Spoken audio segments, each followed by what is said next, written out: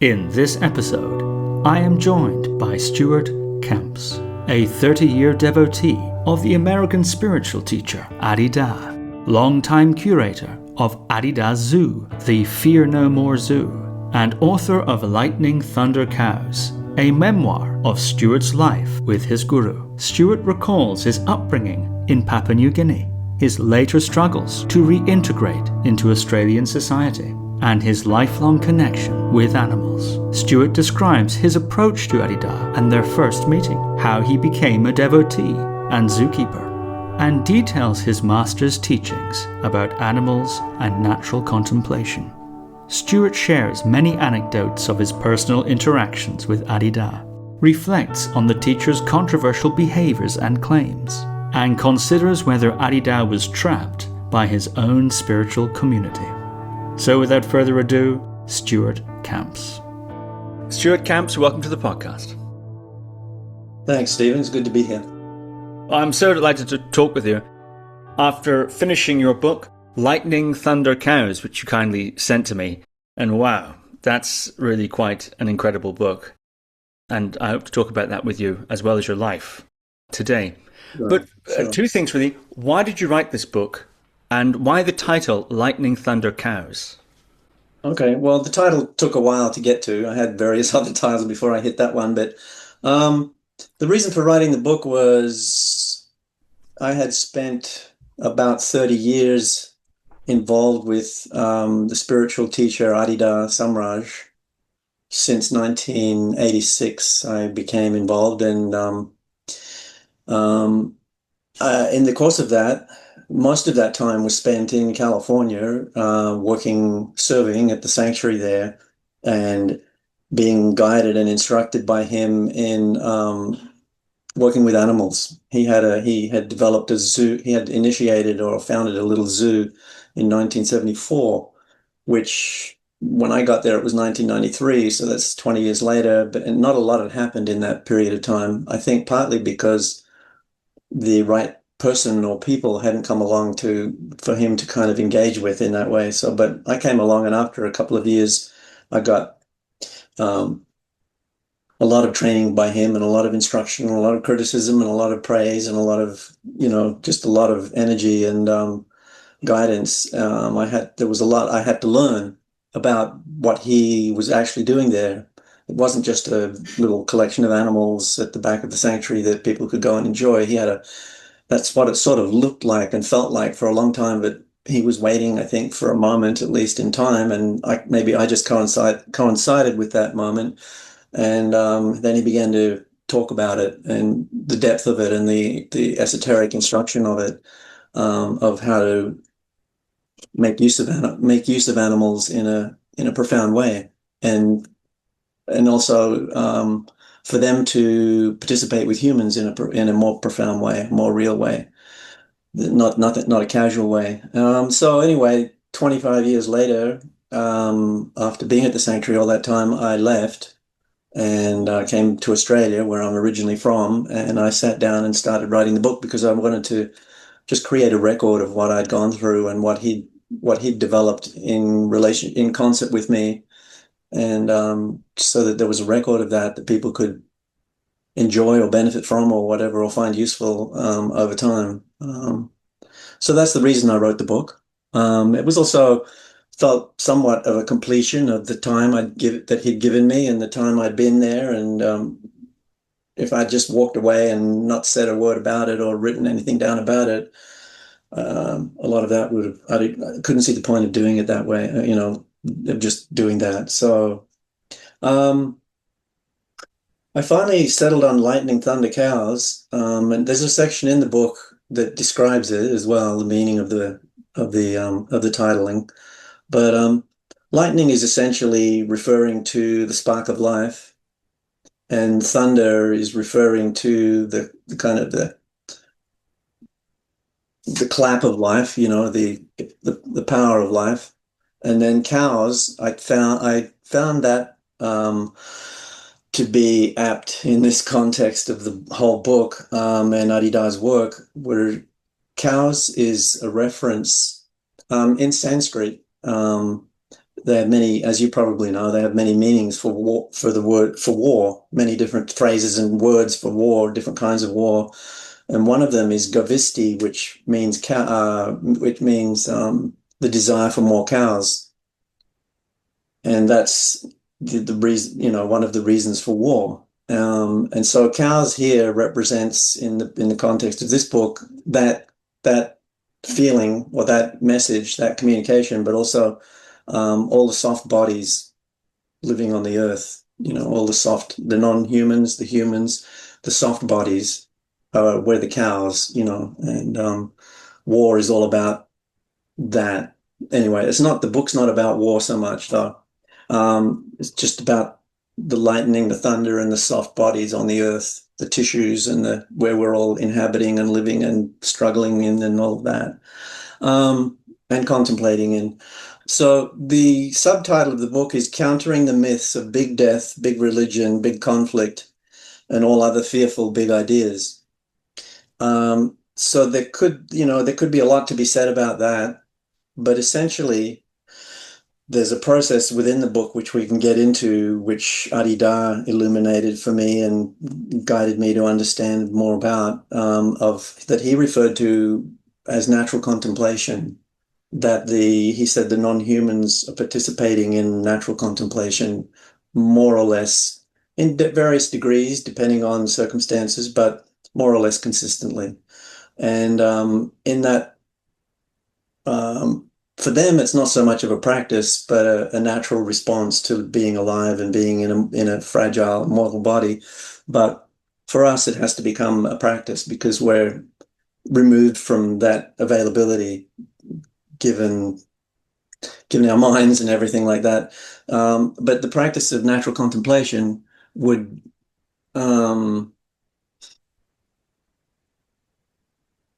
if you're participating in natural contemplation, these things of death and religion and conflict and fear are largely dissolved and largely resolved into a simplicity of life that has an elegance to it that we don't experience these days very much anymore.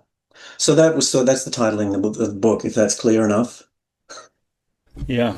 And you were at the zoo for 25 years. I should mention that because that's a significant amount of time. And this book details your early life, etc. And we'll talk about that, how you came to be involved with Adidam. Yeah. And then, of course, your life in the zoo and this process of natural contemplation. I might quote you here. You've written something about the title. Okay. You say here, lightning represents the flash of grace. Thunder represents the sound of life. Cows represent all the soft living bodies of the earth. Always look for the light shining in the faces of animals, trees, lakes, grasses, mountains, and humans. Always listen for the thunderclap of truth until it reveals your impediments to understanding your situation. You remain the same soft body you were before you went to school, where you began imbibing the rounds of daily knowledge and experience. You are still the vulnerable shape who yearns to breathe fully, sense easily, feel openly, and to trust and love, naturally contemplating deepest mystery. Yeah, that's the book. The way you're talking here about animals engaging more or less in this natural contemplation, in some systems, there's a sort of chain of being, and humans are higher than animals. For example, in Buddhism, animals are characterized in Buddhism by a kind of dullness or ignorance. And it's better to be a human, that's a higher birth, because then you're in a better position to, engage with religion and so on. Yeah. But was there this sense of hierarchy in Adidam's way of looking at animals? It seems not. It seems like they're almost more directly in contact with something which we humans are removed from. Yes. There are some instances where he talked about animals in a sense, animals and humans in a sense where the humans were in that context of that discussion somewhat elevated in a certain fashion from animals or from nature. But then other times he would talk much more directly about the animals and trees and places, natural places, as communicating and being alive with this process of natural contemplation.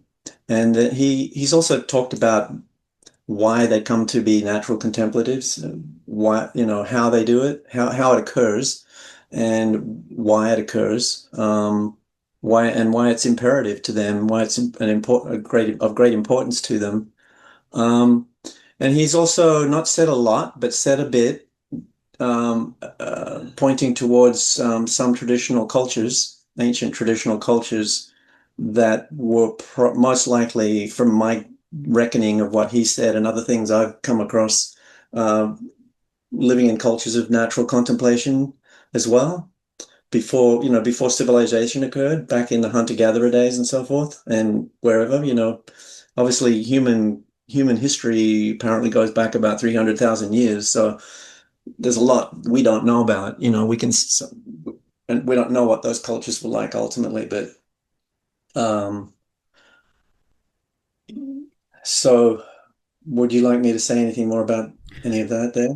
Well, I think we'll come back to that Okay. as we get Okay. into the later parts of your life. So let's go back to your childhood, shall we? You were born April 22nd, 1963, Yeah. and you had quite an interesting childhood. I wonder if you might say something about the context of your upbringing. Yeah. I was born in Papua New Guinea, up in the Highlands in 1963, and grew up there on a coffee plantation that was my father ran, my father and mother. The town was quite small when they moved up there. It's still quite small when I was born. Um, and so we lived in the valley, and there were perhaps 500,000 tribal people living around in the valley and up on the ridges and so up on the mountain slopes and so forth, and different tribes. Um, So, and all the wildlife of New Guinea, the birds of paradise and the cassowary and the tree kangaroos and the pythons and all of that. So, I was just out, I mean, I went to school and I did all that not usual sort of stuff that had developed in Hagen by then. The town we lived in was Mount Hagen, but I was very connected to the place, the ground, the mountains, the weather, and just and the animals and so on. I had a kind of a menagerie as a kid in the backyard on the plantation with all these various different species of animals, and that's sort of where I really kind of rooted in my interest in non-humans and nature and animals and plants and all of that. The reason I'm saying non-humans, I don't know if that's altogether a familiar term for all your listeners, but it's just the way Adidam characterized his reference to when he was talking about anything not human, basically. For him, I it wasn't he wasn't talking about aliens necessarily, but he was talking about terrestrial life. But anything non-human, as far as he was concerned, was non-human, and had and was alive. Rocks, walls, doors, doorknobs, chairs. There was something in all of them that was alive, or they were all representative of life. And so sometimes he would just talk non-human, and it wouldn't. People might think it's just animals, but could be the trees, it could be the walls, could be the building you're sitting in. Um, in New Guinea, I don't know really what I mean. There's so much I could say about it. I could take up a whole podcast and get into it all, but it was dynamic. It was challenging.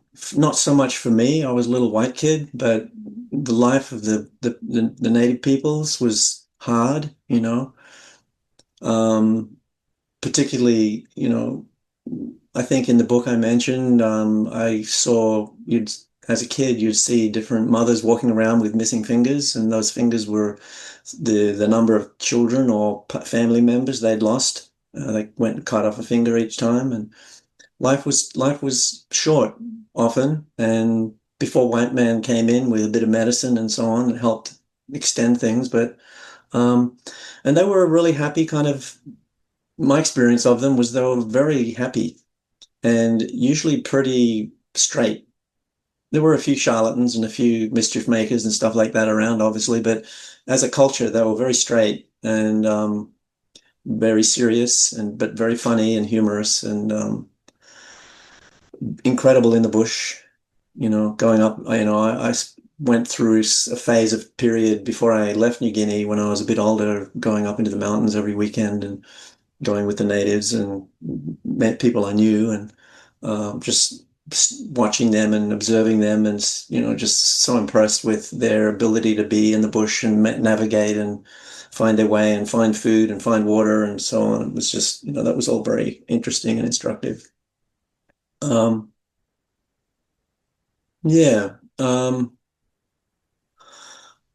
guess in pertaining to Adida, or the life that came for me after New Guinea and in my early adulthood, I had some experiences in New Guinea of finding myself in front of my bedroom mirror, inquiring, asking the question of myself or of life of who am I? And the question kind of burrowing into me to the point where the universe would spin and I would revive afterwards on the floor in sort of a state of um, joy and ignorance that I would never know, that I did not know what anything was and would never know. Later on, that was a period of a couple of months, perhaps, that when that was occurring, maybe just a month. But when I later on in my life, that pointed me fairly strongly towards things like Adidara and Ramana Maharshi and people like that, where that was sort of that set me on my course in a certain sense. But it was something that I felt there was something connected to my childhood or past lives or something, who knows what. But that's sort of an aside here. But yeah. We ended up leaving New Guinea in 1975, just before independence. New Guinea got independence from Australia, and we moved down to Queensland in Australia, along with quite a few other expats that were up in New Guinea. A lot of people started moving off at that point. Not everybody. Um, and then I went through my teenage years in Queensland, and then left high school and went rock climbing for 5 years, kind of full-time rock climbing, and with my brother and some other friends, and then made my way. Finally, that was became very pointless to me, and I started searching earnestly and came across various individuals, and then came across Adidar. You write in Lightning Thunder Cows, as a young boy, I was gregarious, comedic, an avid reader, and a spontaneous actor. I'm wondering what you were I like books, you see, so I always ask this question if it's there to be asked. What sort of things did you read at that time? Oh, just books. I was in the book club at school, and there was no TV or very much of anything extracurricular in New Guinea in those years. And so book reading became a big interest or a big pastime, and I just devoured anything I could get hold of. But I also read a lot of natural history books. I had that interest, so those books started arriving as gifts, and I would immerse myself in those as well, and wildlife books about New Guinea wildlife and all of that kind of thing. Um, there wasn't really anything, it's just kids' books and natural history books, science books, and stuff like that. You also write that in 1975 you went to boarding school. And about that, you write, at first there was nothing I liked about my school. There were no jungled rivers, caves or villages, no mountain valleys or snow-capped peaks, nor any ridge-top yodeling or singing to trees. And gradually I crumpled, further in this new arrangement of systems and devices that I largely resisted and struggled to comprehend. And elsewhere you describe that as a challenging transition. I think that word crumpled is it's really evocative. It took me about 3 years to feel okay being in Australia and being away from New Guinea. I was a kid. I ran into an old friend a while back, and he said, I said, when we left New Guinea, it felt like my parents had kidnapped me, taken me away somewhere else from my home, and it felt like that in some ways. There were, I just loved it up there, so it was incredible. And The ridgetop yodeling and the singing to trees that you mentioned was not anything I was doing at the time in New Guinea, but the natives would do that. In the mornings, there'd be a kind of a day, probably not much now these days, but in those days, in the mornings, as the mists were rising out of the valley, there'd be a yodeling chorus that would go up and down the valley where the different villages would pass on the new daily news or, you know, invitations to come or to come to celebrations or something. It would go up and down. You could hear it as we were waking up in the morning. You'd lie there going, "Oh wow!" And there's this yodeling going on up and down. And they would sing to trees too, or sing to the forests. You know, part of their communion with the natural world around them. I don't know if all the tribes did that, but some people did. When you think back about your life in Papua New Guinea, with the teachings of Adidam in mind and what you learned during your time with him, do you have any particular reflections on that period, or on the tribes there, or on the nature there, etc.? In retrospectively, I don't know what I would say about that, but I do know, I can feel that my time in New Guinea as a kid, sort of in the midst of all of that, was something when I was later on with him and starting to get the instructions he was giving me, I could correlate that to my own felt experience as a kid in New Guinea with the surroundings, somewhat with the native people, but more for me, I think the surroundings and the nature and just the mountain valleys were just remarkable, you know, pristine, untouched, thriving with life, exuding, you know, just full of exuberance and like giant butterflies, you know, this big flying around and little ones and hornbills flying overhead and cockatoos and parrots and eagles and mammals in the trees. And it was just a remarkable, for me, I was just very grateful for having grown up there.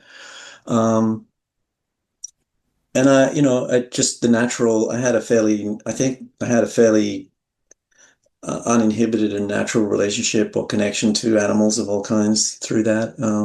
My dad was also a naturalist, so I had a bit of guidance from him in his way of thinking, but um,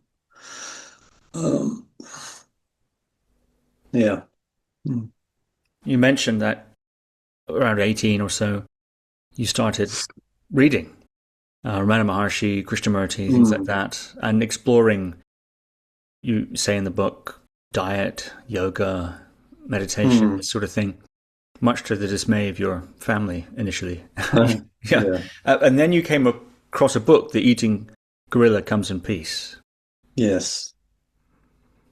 I wonder if you might say something about that time and that book and your response to it. Yeah. Let's see. When I came across The Eating Gorilla Comes in Peace, it was sort of at the beginning of my 5 years or so of rock climbing. And I looked at that book initially as a book. Like as you know, probably from the book, I saw it in a bookstore. I went on a book collecting expedition to a New Age bookstore in Brisbane, and in the store I collected a few books, and this one was The Eating Gorilla Comes in Peace, and I thought, wow, it's such a handsome book, and it's big and thick, and I picked it up and started looking through it, and I was like, this is really feels really well put together. And then I flipped it over and I saw that it was by an American spiritual teacher, Baba Freejohn, who was born in New York. And I went, oh, but shit. And I put it back in the shelf. That's not interesting at all. But as I was leaving the store, I spontaneously grabbed it as I walked past that shelf again, and it ended up in the basket. And that was the first book I started reading, and actually had it in my lap at traffic lights a little bit on the way home. At home, I started reading it, and after just pages, just I think I was still in the introductory material. I don't think I hadn't hit anything of substance yet.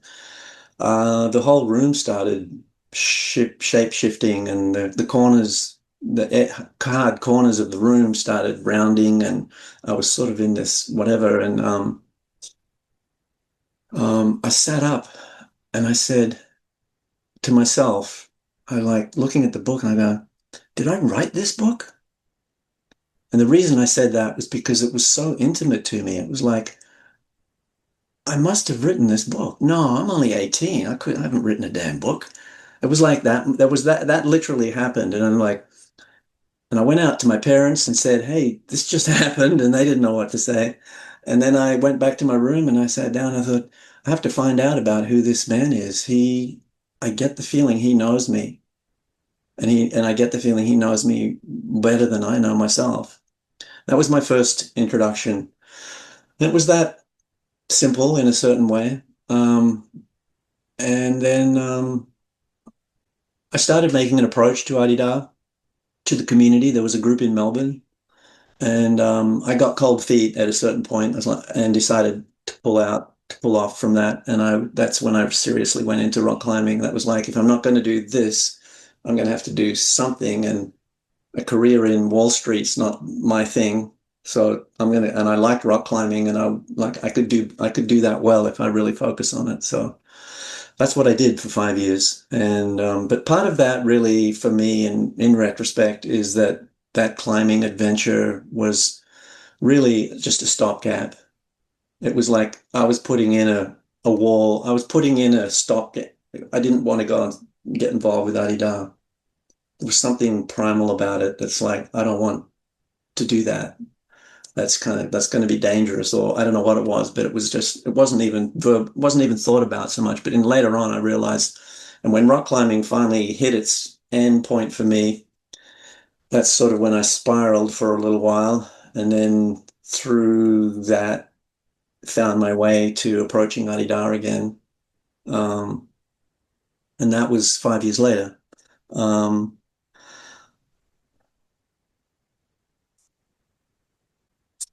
um, I did read that book, the whole Eating Gorilla Comes in Peace book, and I think some of the details of dietary practices and things are out of date now, but there's so much incredible material in that book, essays by him or talks by him of diet and sustenance and um, you know, liberation and all of that. It's an incredible book. Um,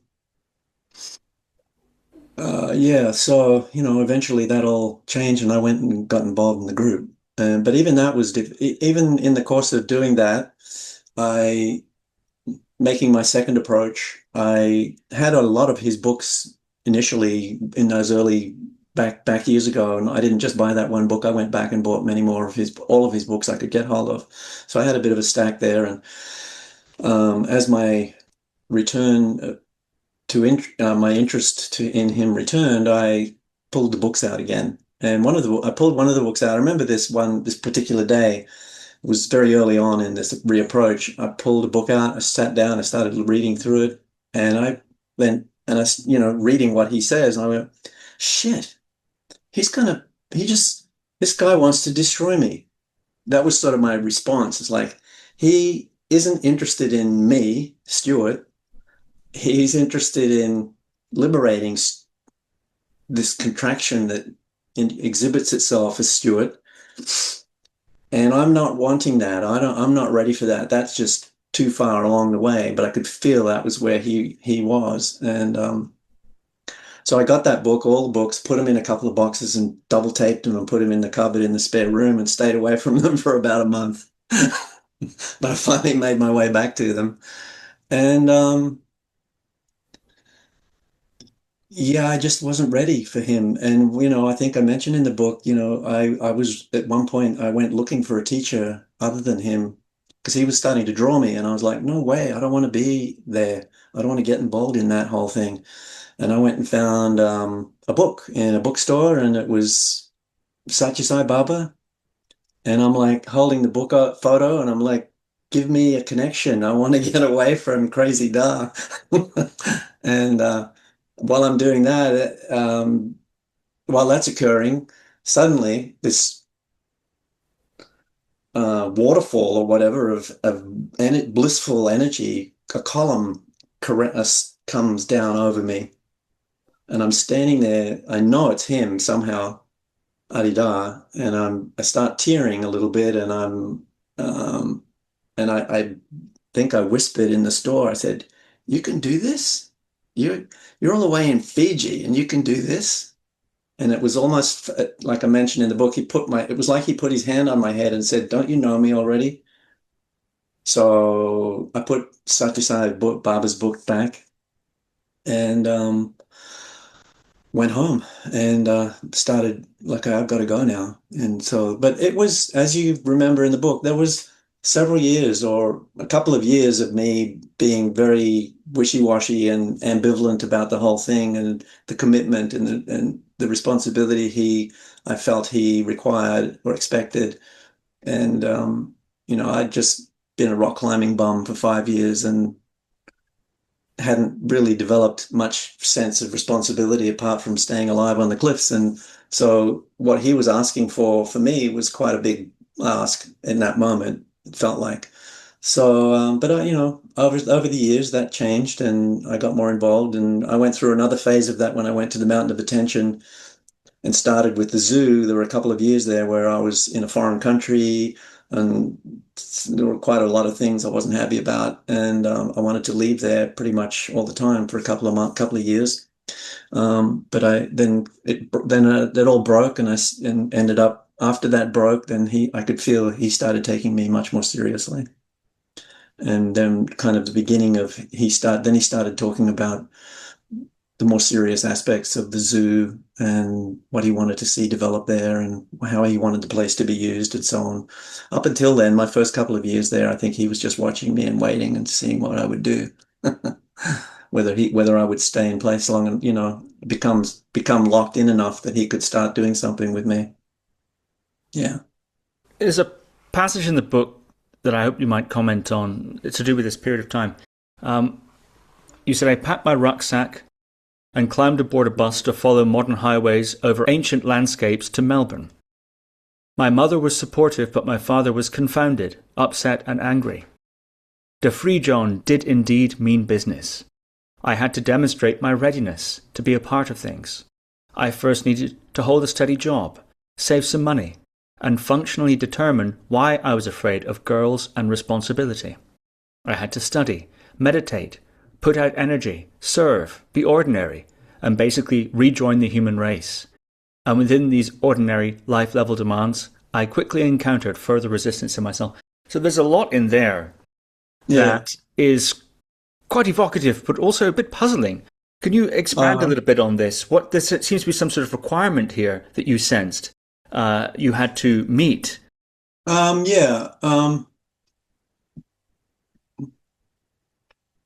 When I came to Adidam, I could describe myself as I was a kid in a state.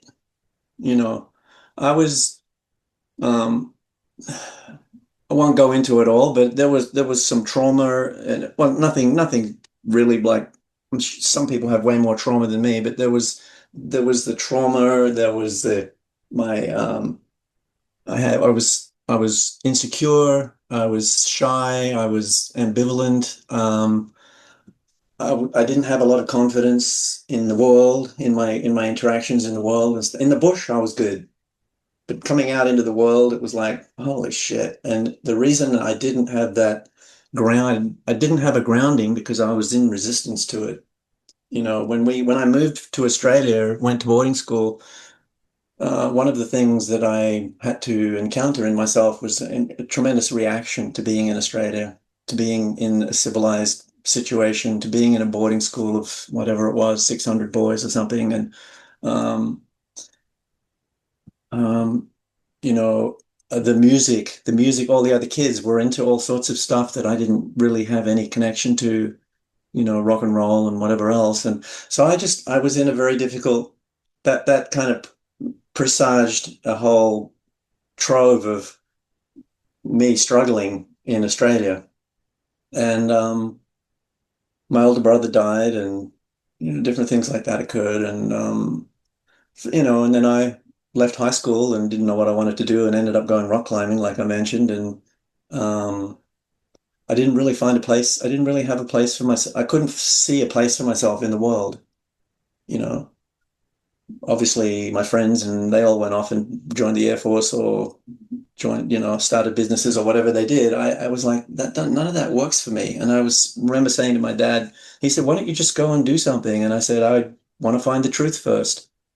And he said, well, while you're looking for the truth, why don't you go and do something? And there was just something, there was a huge resistance in me to doing that. And so that kind of just all bottled up in me. And when I came to Adidam, he's looking for people who I felt like he was looking for people to come around who were not crippled. He said once, you may have come across this somewhere, but he said once, come to me when you're already happy. And I was impressed with that statement. It puzzled me because of like, why would I do that if I'm already happy? But what he was referring to really was going this natural contemplation thing. If you were already happy, you would be in some degree able to contemplate naturally and feel him or feel the divine naturally without any artifices of, yogic gymnastics or mind gymnastics or anything or drugs or whatever. You would just simply feel the divine life of mystery coursing that you would be living within that sphere. And so for me I had some remarkable experiences with Adidam where he infused me or interrupted the course of my momentary, my constant existence of struggle and all that. He would blast through that and liberate me in the moment from that. But then it would be there again. I didn't have the foundation and the actual capacity and responsibility to conduct that as an ongoing thing. So it was kind of a gift to kind of, I think, possibly to, keep me moving forward in some fashion, but I was never ready for that. And that was the case for a lot of people.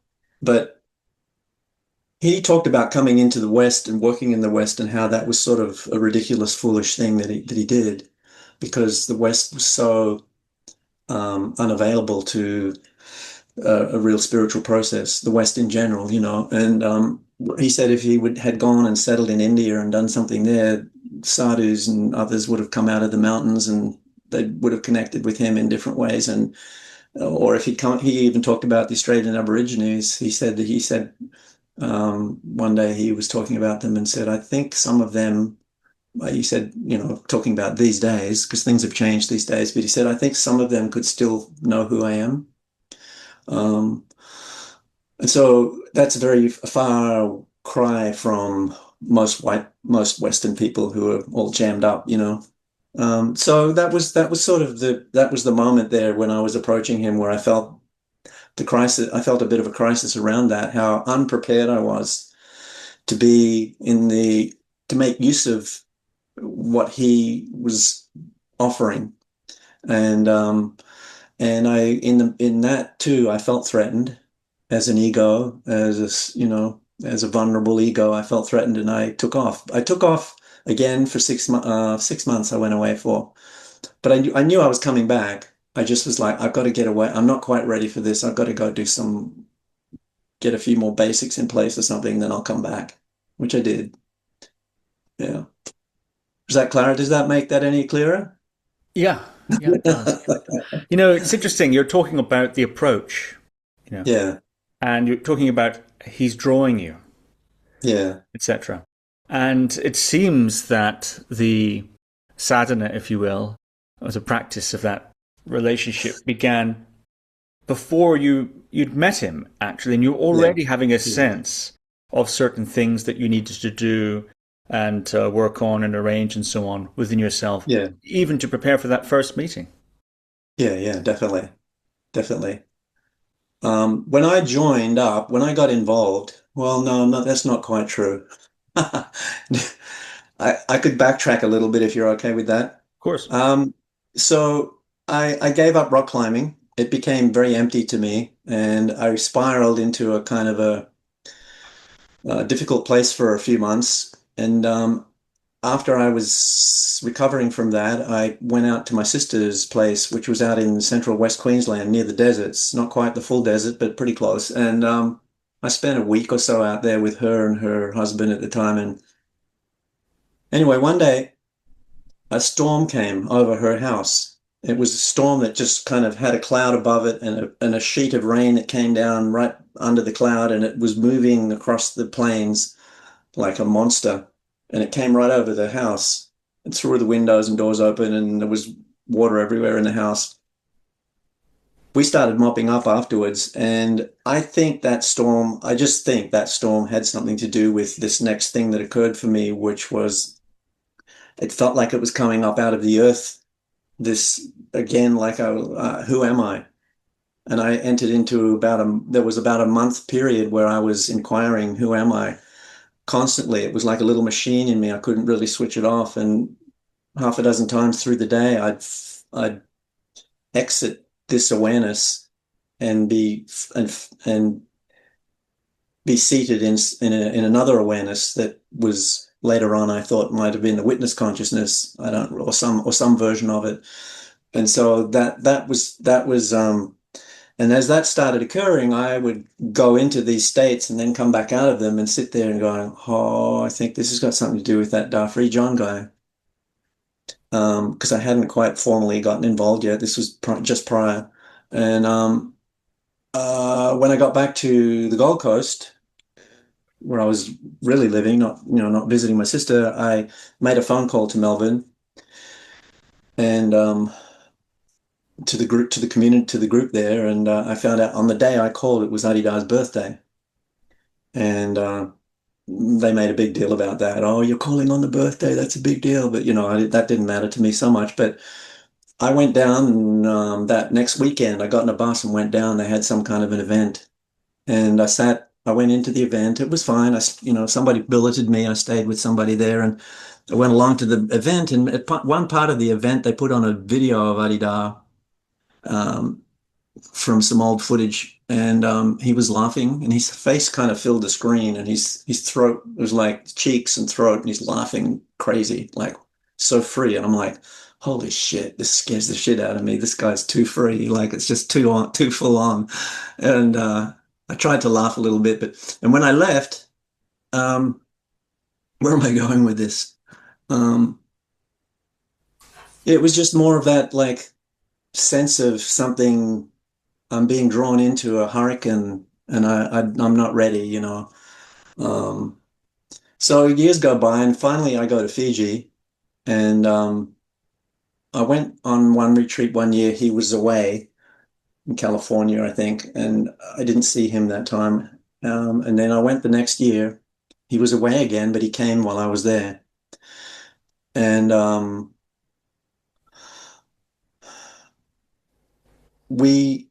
so we had some notice. He was returning to the island, and we did it. We're all running around, kind of busy getting the island ready and getting his house ready and all of that.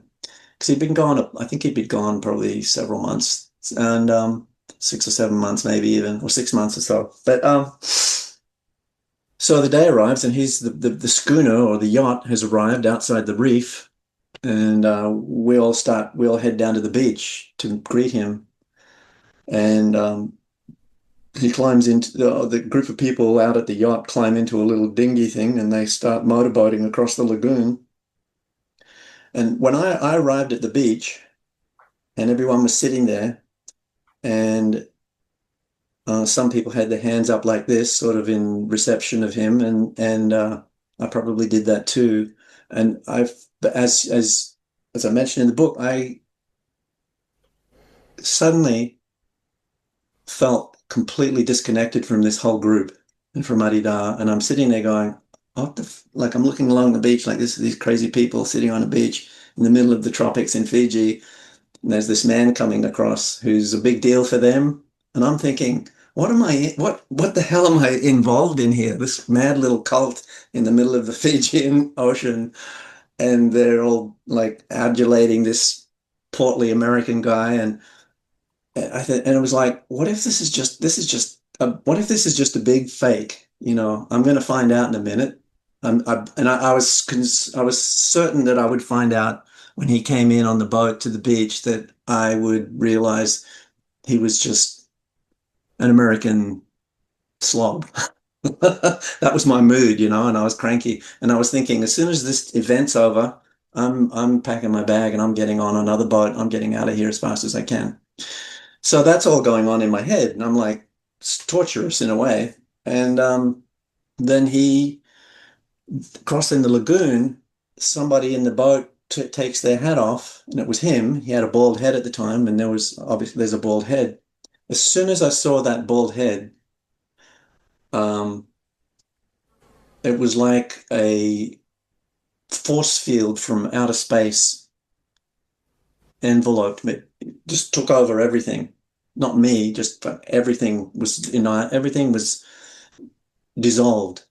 And Stuart was gone. Everyone on the beach was gone. The world was gone. It was like totally free of anything. And then I noticed, then at a certain point, there's like, I could feel this machinery or something in the background winding up. It was like, oh, and then I'm back doing my thing again. And then he finally arrives, the boat gets into the beach. He sits in the boat for a while and faces everybody who's on the beach and goes into a period of darshan. And he sits looking at everybody around. Most of those people he knew from years through the years. There were a few of us that were brand new. We'd never met before. But as he looked around at all the people on the beach, he just was incredible. He was like, to me, a giant infant. And he had not, like an infant who's never been sat on the grass before. And he's going, whoa, like, what is this? And as he was looking at each of us, it was like, I don't know who any of you are. I don't know who you are. Like, there was no content. No, it was just this blissful connection of some kind. And then his eyes came to me and I looked into his eyes, and again, a bit like earlier, I fell into him, or I just, can't really say I fell into him, but I fell into space, into that space that was inside his eyes or whatever. It was incredible. It was incredible. And so then I realized, okay, this is it now. This is real. All my doubts have been assuaged, and now there's there's no leaving here now, because I realized I could feel the feeling I had was this man. The next morning, actually, I got up and I was doing my boots up, getting ready to go out into the bush or something, and I was thinking, because I'm still just like taking in what happened the day before, and I felt I'm kind of mumbled to myself or thought to myself like, you're not you're not what I thought you'd be. You're not even a guru. You're not like Swami Muktananda or Swami Nityananda, or you're you're me. It was again like that when I first picked up that book. It was like, did I write this book? It's like, it felt like I wrote this book. It's like, how is this possible? The intimacy was so all encompassing, and I realized then that no matter where I went or what I did in the world, there's no getting away from this guy. Not because he's chasing me, but because he's there wherever I go, you know. And he's not just me, but all of this. That was the communication I got that day.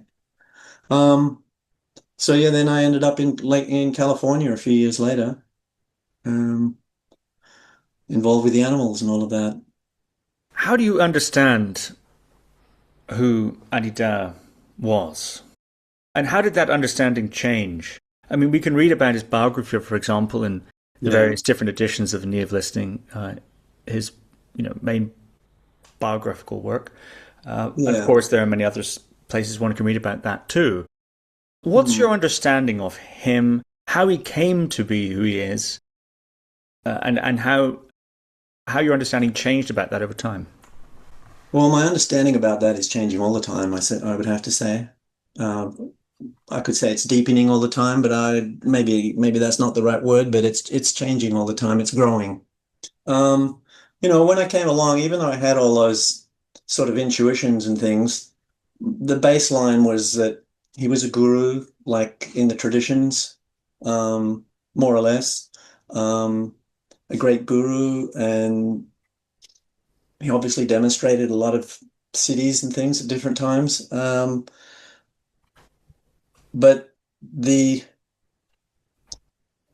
I would say when I started working, so when I started spending time on Natumba regularly and working out in the bush with the Fijians in the jungles and on the beaches and so on, out in the remoter areas, um, on those times on the island, when most people go to the island, they're pretty concentrated in a retreat process within the village, and they don't really leave much. And if they do leave, it's very chaperoned and all of that. And they're on retreat. They're like little ducklings being moved around while they're there.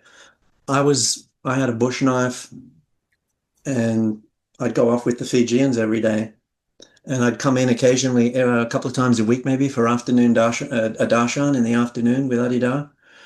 Um, but I was just out there exploring the island and creating places for him to go and visit, like beautiful big trees and caves and different things. And so many, many months there on the island and not really participating in the ashram in the way that everyone else was. And I think that was also something that occurred when I went to the Mountain of Attention Sanctuary and I was involved with the zoo. So it was like animals need care, and it's you can't really schedule that altogether. So eventually, fairly after some time, I was pretty much immersed in the zoo and not really participating in the ashram culture there either, much to the displeasure of the other people sometimes.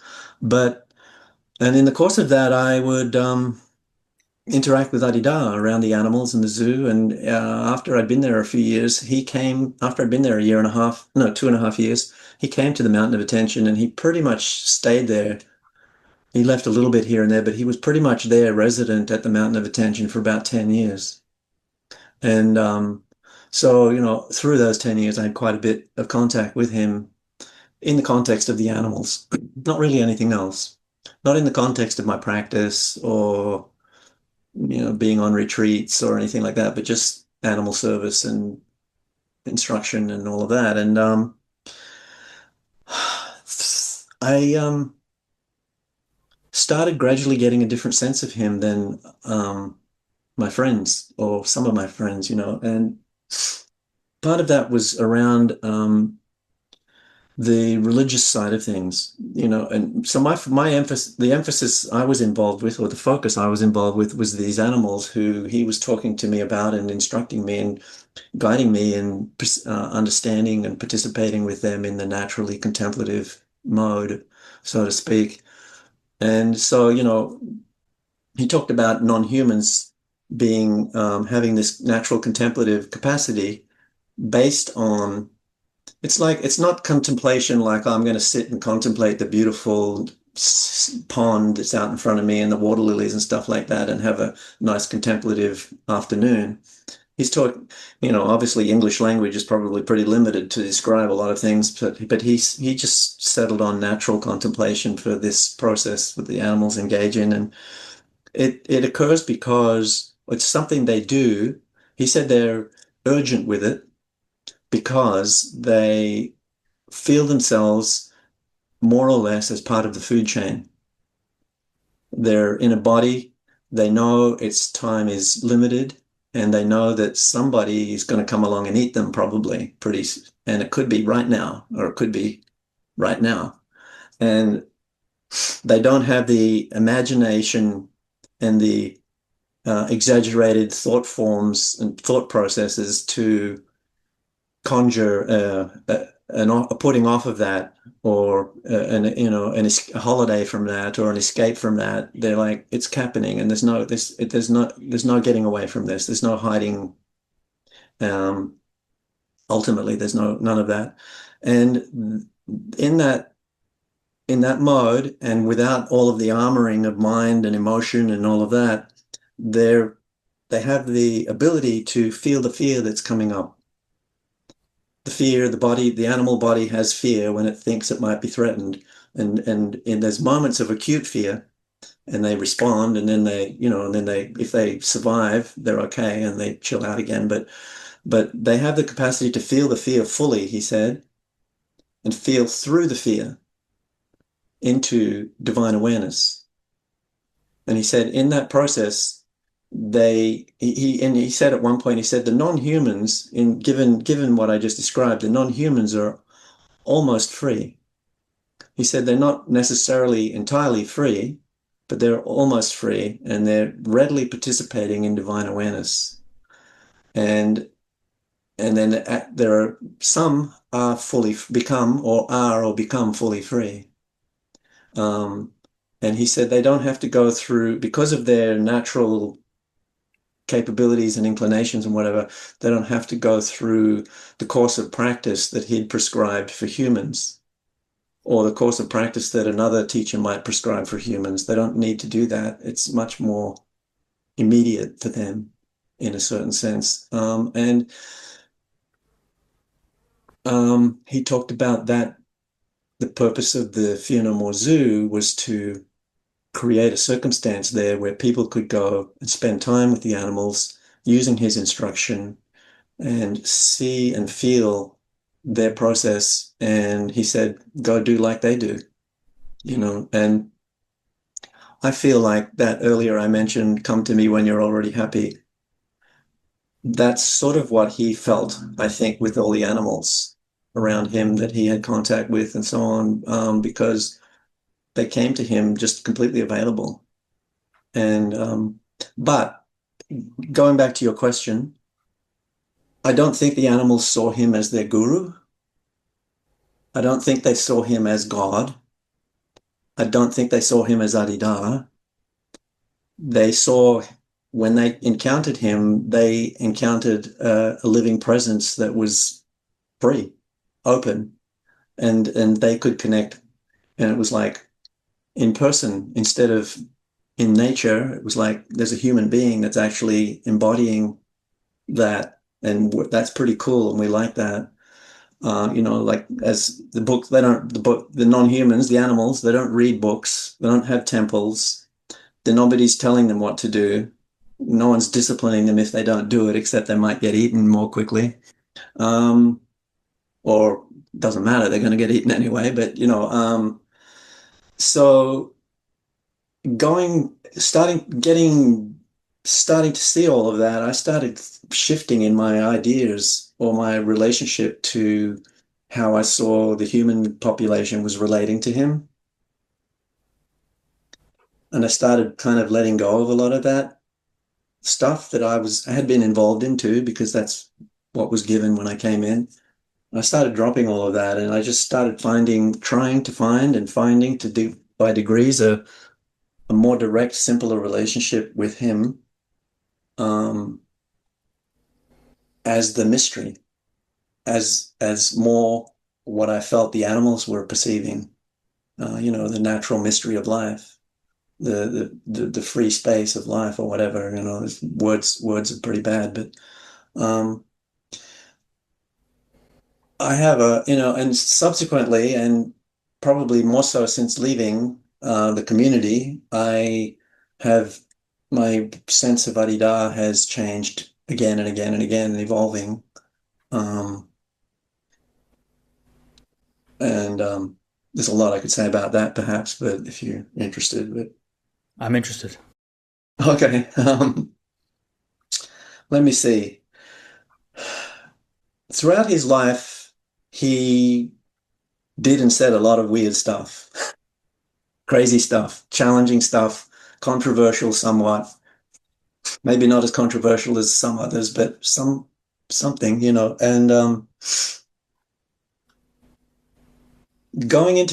just going to kind of bounce around a little bit. Going into his house to engage with him, for me, always felt, this might sound too dramatic, but it was a bit like this. It wasn't entirely like this because obviously it's not literal, but It felt like I was going into the house of a bear or into the lair of a bear, a brown bear or a grizzly bear or a tiger or something.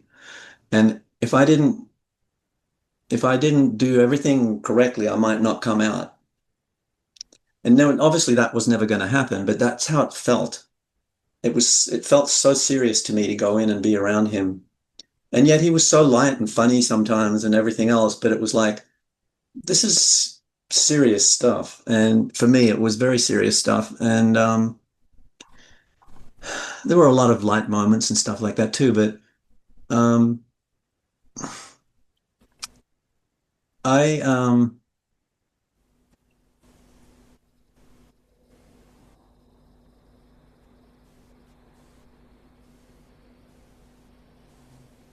also when I first started connecting up with him in the books before I even approached, I just like I had that sense that this is me. This what I'm encountering here is me. It's me free. It's not me again. It's me free. And I don't quite know how to turn that into a guru, like an individual guru who's in front of me telling me what to do, who's outside of me, more or less, instructing me in something good, perhaps, but still outside of me. The thing with for me with Adidam, it was like that was never the case. It was like this phenomenon is me. How do I, how does that, it was like, it was always perplexing and beautiful and wonderful and all kinds of great stuff, but also threatening and of the ego. And anyway, going back to him being crazy and stuff like that, when he first started teaching, this is something that's not very well known. When I don't know if he'd even actually formally started teaching, but a group of people had collected around him, and it was in the very early 70s somewhere. And he penned a little letter, hand wrote a letter to them, and I'm not going to tell you, I can't remember exactly what he said, but I'll paraphrase it. It was basically just letting you all know that I'm not here for any reasons you could imagine. I'm not interested in saving the world. I'm not interested in saving any of you. Um, I really couldn't give a damn about any of that. I am here to do something else that I can't even describe because there's no way to describe it verbally. If you can make use of me, oh, that's good for you, but just that's where I'm at. And so I came across that actually not too long ago, probably 4 or 5 years ago. And it affirmed a lot of things for me, but then it was like, okay, well, he started off that way. If you look at what he was writing and saying in those very early days, it's on a certain austere level. For me, it's very reminiscent of Nisargadatta Maharaj, like boom, boom, boom, boom, no, nothing. Nisargadatta didn't start in the church. He didn't start an ashram. He was just the Dharma and the direct cut through. Adidam was a lot like that in the beginning, I think. And then this group of people, Westerners, all formed, started collecting around him, and he started responding to that in a certain way and started church. Now there's a church, and it's called the church, and it's called the Free Communion Church, and it's this and that, and other things, and different practices are being brought in. And so he started making big claims at different times, he would make big claims about himself, as the seventh stage, the only one and only seventh stage, and all that kind of stuff. I don't have to repeat all of it. And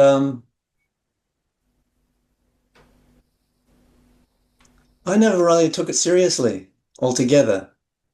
It didn't matter to me. I knew, I had this sense of him already.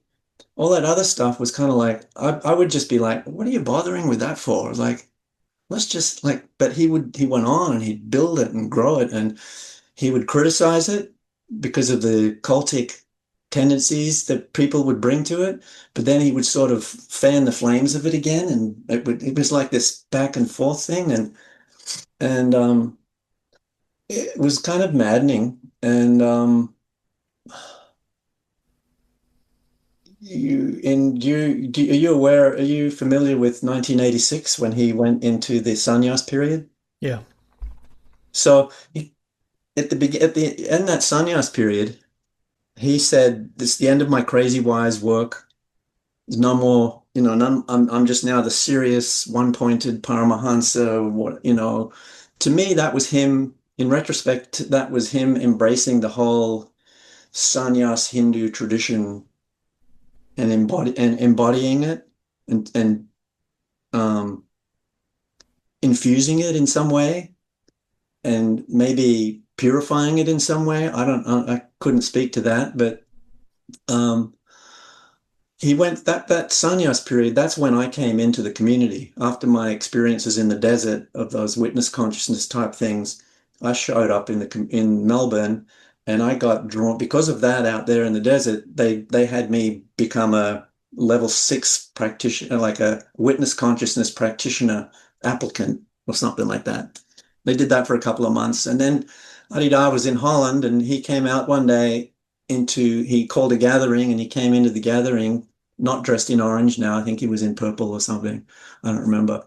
But he sat down and it was quiet for a little while. And then he leaned forward and he said, his hair was down again. He was sort of a bit more relaxed in his appearance. And he said, a few months ago, I told you all when we began this that there was no more crazy wisdom and there was no more this and no more that. And everyone kind of chuckled and said, yeah. And he said, well, that was a crazy wisdom joke and you all bought it. And now we're going to go back to basics because none of you got it. And he took away various practices and made it very simple, like everyone was a beginner again. But a little bit, sometime later, I don't know how long later, I found an old magazine that had been published a couple of months or a month before that whole process of sannyas happened there in 1986. And there was an article about that level of practice. And in that article, there was a whole little section about cautions. If you're feeling this, if it's just this, no, that's not real, and it's not real. And check these off. And if your interest in this practice includes these things, you're not ready yet, kind of thing. And that was given just a month before this whole thing happened, where everybody was now applying, being invited to apply, but nobody remembered that. Nobody went and read that. And so there were just many, many times through his work and life, these kind of things happened. Those kind of things happened. And there was always something leading into it that was preparatory that people didn't usually take seriously or forgot about it pretty quickly. I don't know what I'm kind of babbling really, but I've mentioned to people, some people have asked me, friends who have said, what was it like being around him and what was he like? And to me, it's like trying to describe a meteorite hitting the earth after the fact and going, oh yeah, it was this and it was that, but it was like the force of it and it was something else, it was like hard to describe this man and what he was doing. And I can do my little piece of compartmentalizing him and putting something about all of that into a little box and but that's just never the story at all. But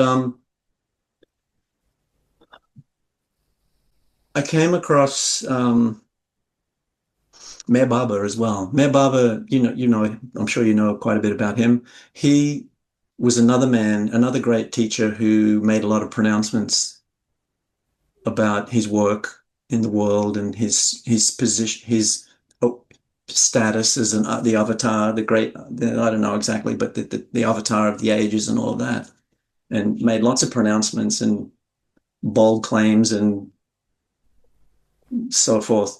And Adidam talked about that with Meher Baba, around Meher Baba, and he said Meher Baba didn't really buy into all of that. He said he was using his skillful means, being dramatic, to keep people's attention on him so that the community around him would just stay focused on him, because obviously in India there's lots of distractions with other teachers and stuff like that. And he said he was doing it largely for that reason, to keep his group in with him. And I think Adidam did a lot of that too. And, when people in the group, in the community talk about, and outside it too, his claims of seventh stage, the only one and only seventh stage master, avatar and so on. Um, First of all, none of us really know what that means. People in the community might have there might be intellectual ideas about it, but nobody really knows what that means.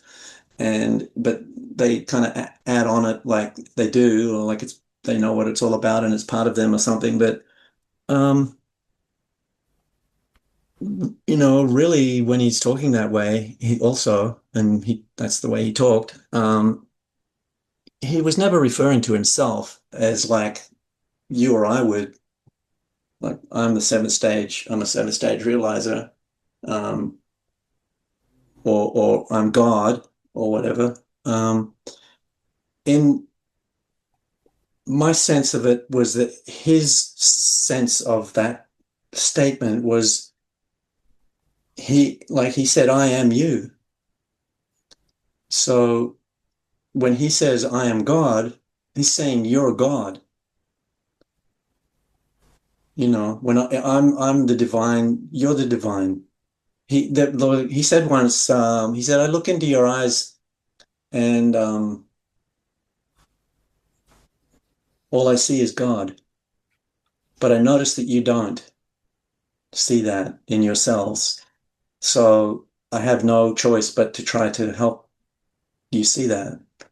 And so then he goes mad. He plays all sorts of tricks, gives himself all sorts of names, creates a whole thing. And then,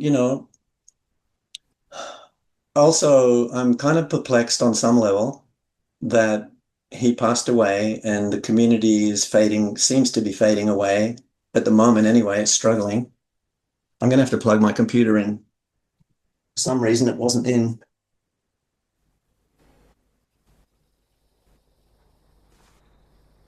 Um,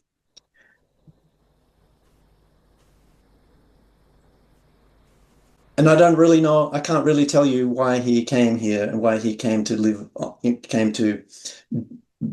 if he, assuming he is a great realizer, regardless of whatever term you want to use, why did he come here and did, why was the community around him, why did it become so piddling in a certain sense and so struggling with itself?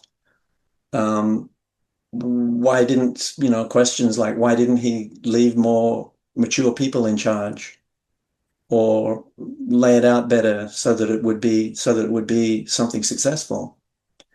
But he also said once, for my work to succeed, it has to fail.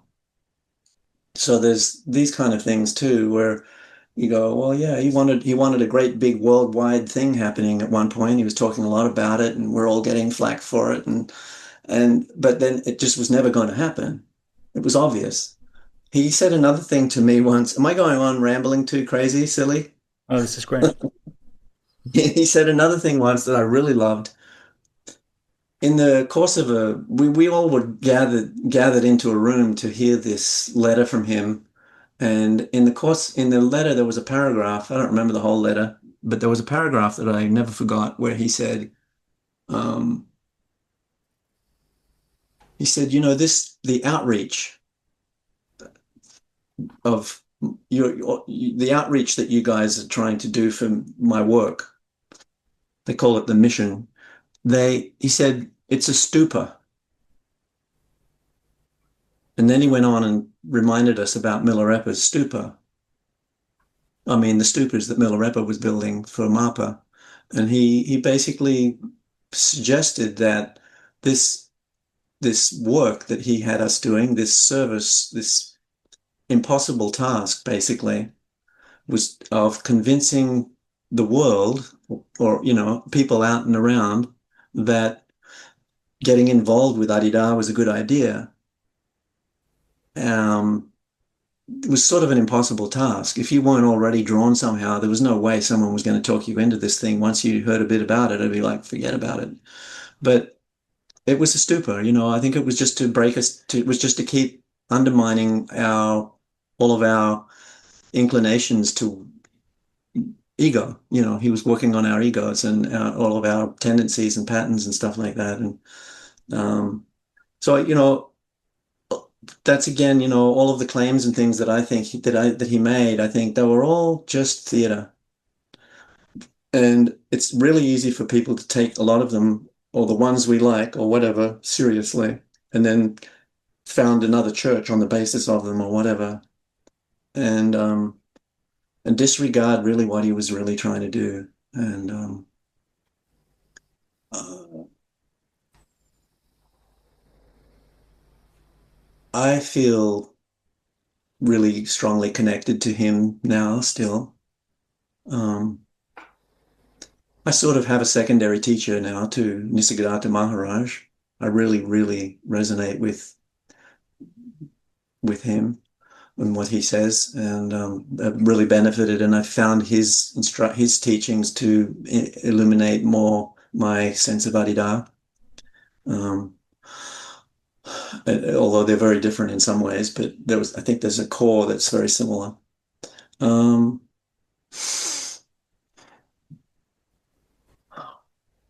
yeah.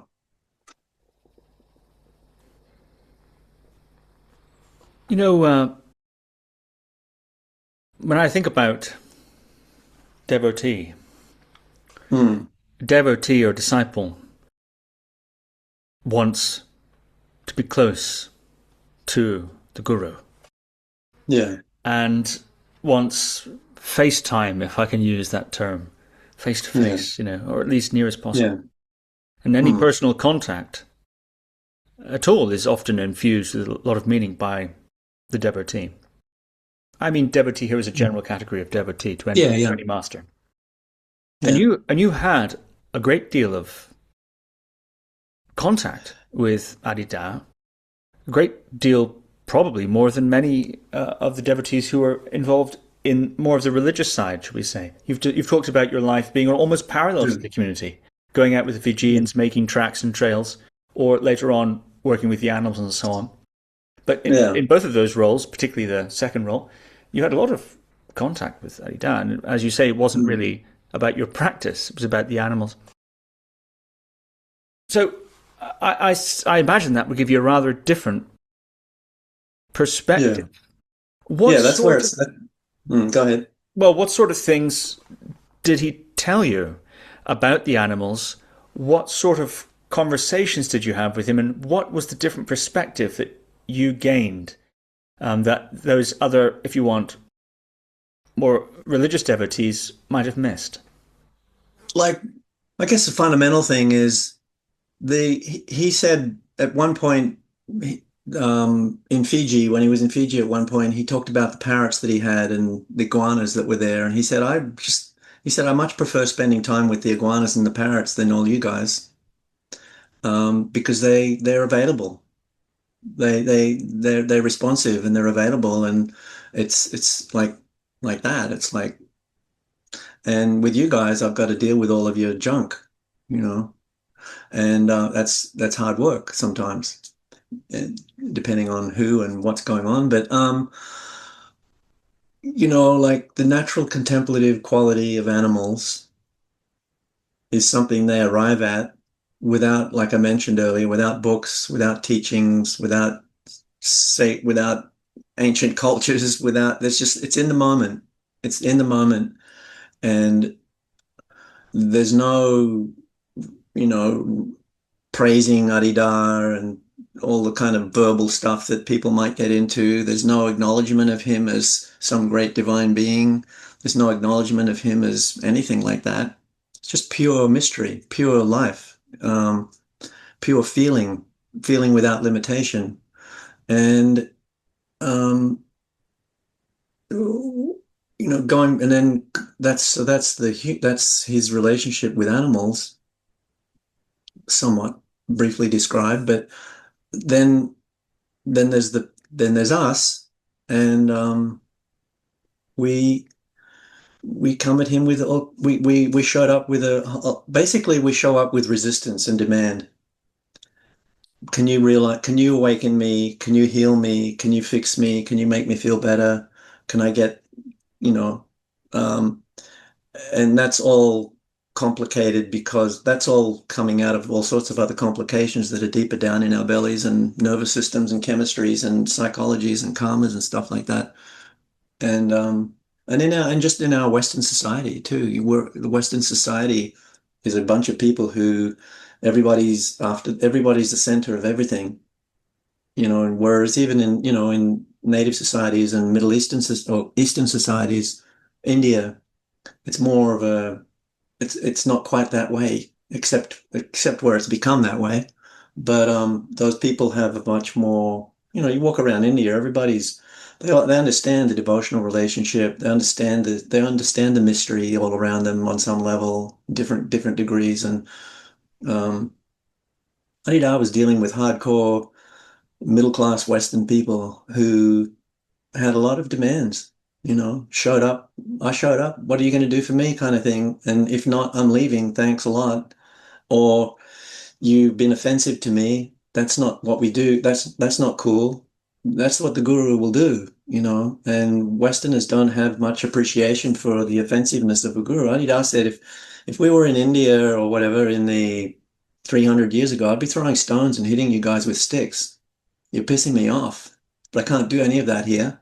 So good luck to you, kind of thing. I'm doing what I can, but I can't do that.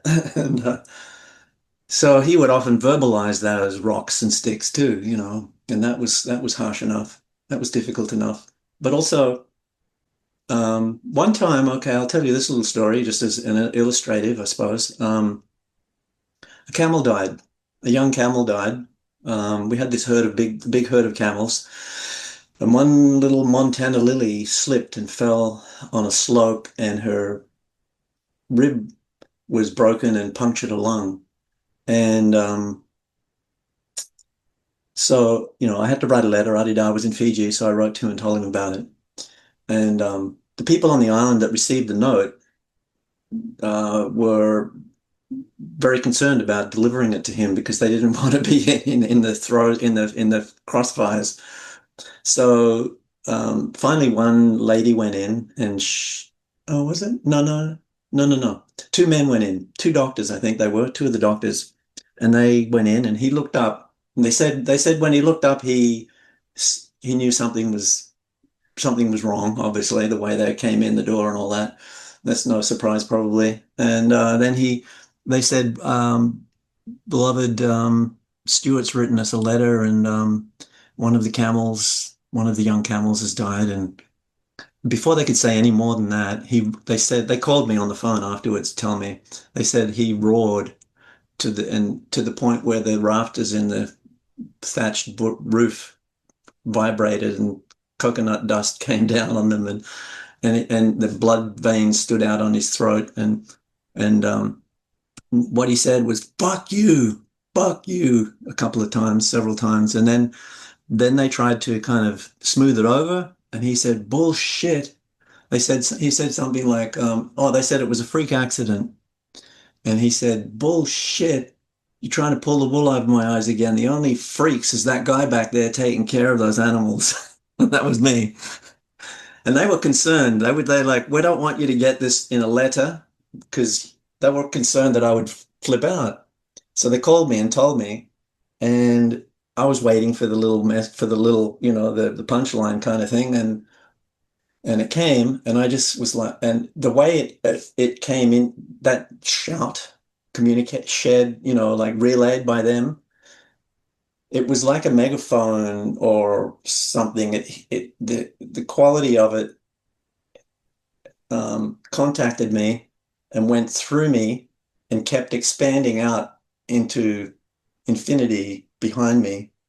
And I had and I was immediately relieved of any bad feelings or guilt that I had at the time, or, upset. That was all just washed in this communication. And I just had the sense that I was a tiny little speck in the midst of a whole much greater process. And that even that shout was not intended only for me, but for something beyond me that I can't see other forces and whatnot. So that, it's like he's if you're in the right mode, you can receive those kind of communications. If I'd been someone else, or I'd been if it had happened earlier in my time there, I might have reacted in a negative way and taken off and been pissed off for years afterwards or something. Um, there were I saw lots of cautionary tales of people getting involved with him too quickly, too closely, and then ricocheting out of there too fast because they didn't have the foundation or whatever to hold on while they went through it. He said, he said, I'm a horse, hold on to the horse's tail. And if you think about that, what happens at the back end of a horse? It's two big feet there that keep coming at you. So you just hold on to that tail, and then you go through it with him. It's like going down a river of rapids or something like that. That was kind of life with him, and was incredible. It was, I just sometimes can't even really believe it happened on some level, because it's just so I don't know, it's just so remarkable and foreign to everything else that I've experienced. But I was also thinking this, like, just somewhat in response to your question about well, I was talking about the animals contemplating and the contrast from that to us. We have that same capability. We're just not, we're just too armored and too congested and junked up to access it, but it's right there, and it'll actually happen to any one of us in a moment. Then it's, for some reason there'll be boom, you're like, suddenly you're there, you're feeling you're in a different state, and it's like a state of freedom for a moment, and then but it's not sustainable because we're not prepared for it. We've become junked up and toxified, society, through all kinds of things. But I was thinking, it's like occurring to me the other day, like, what's going on when you have a thought? Like the mechanism, what's going on? Why do you have a thought? It's not like the thinking, who am I kind of thing. It's like, why do I have a thought? And one of what I feel is going on there is, I have a thought because I'm feeling disconnected. This is feeling disconnected, and I have a thought, and I'm chronically having thoughts to try to reconnect.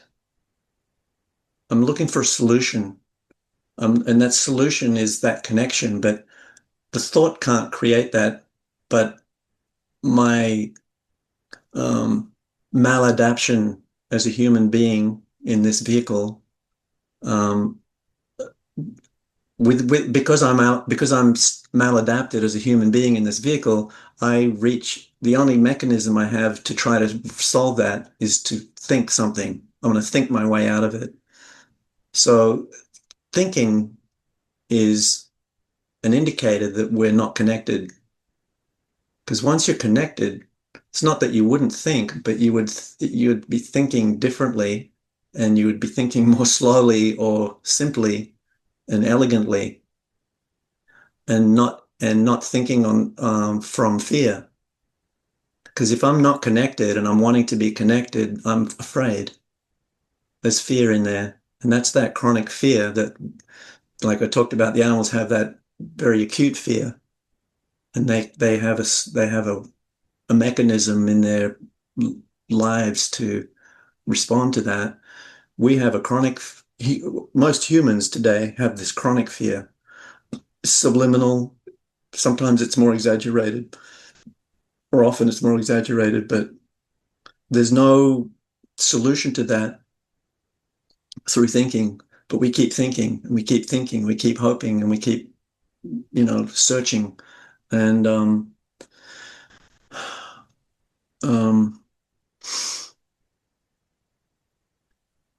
what we need is, to find our way back to resorting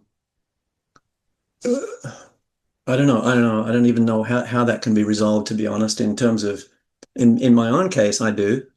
But in terms of the world or humanity, I have no idea how that could be resolved because, you know, people like me and you and various others, we're kind of in a unique, we have a unique disposition towards our circumstance here, and we've found means that are beneficial to our growth, and we can develop those. And Adidam did talk about once this vision he had.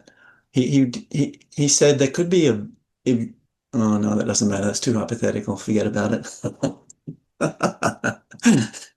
Um, energetic conductivity of the body mind. If you like going back to you had a bit of curiosity about the New Guineans or perhaps the Fijians.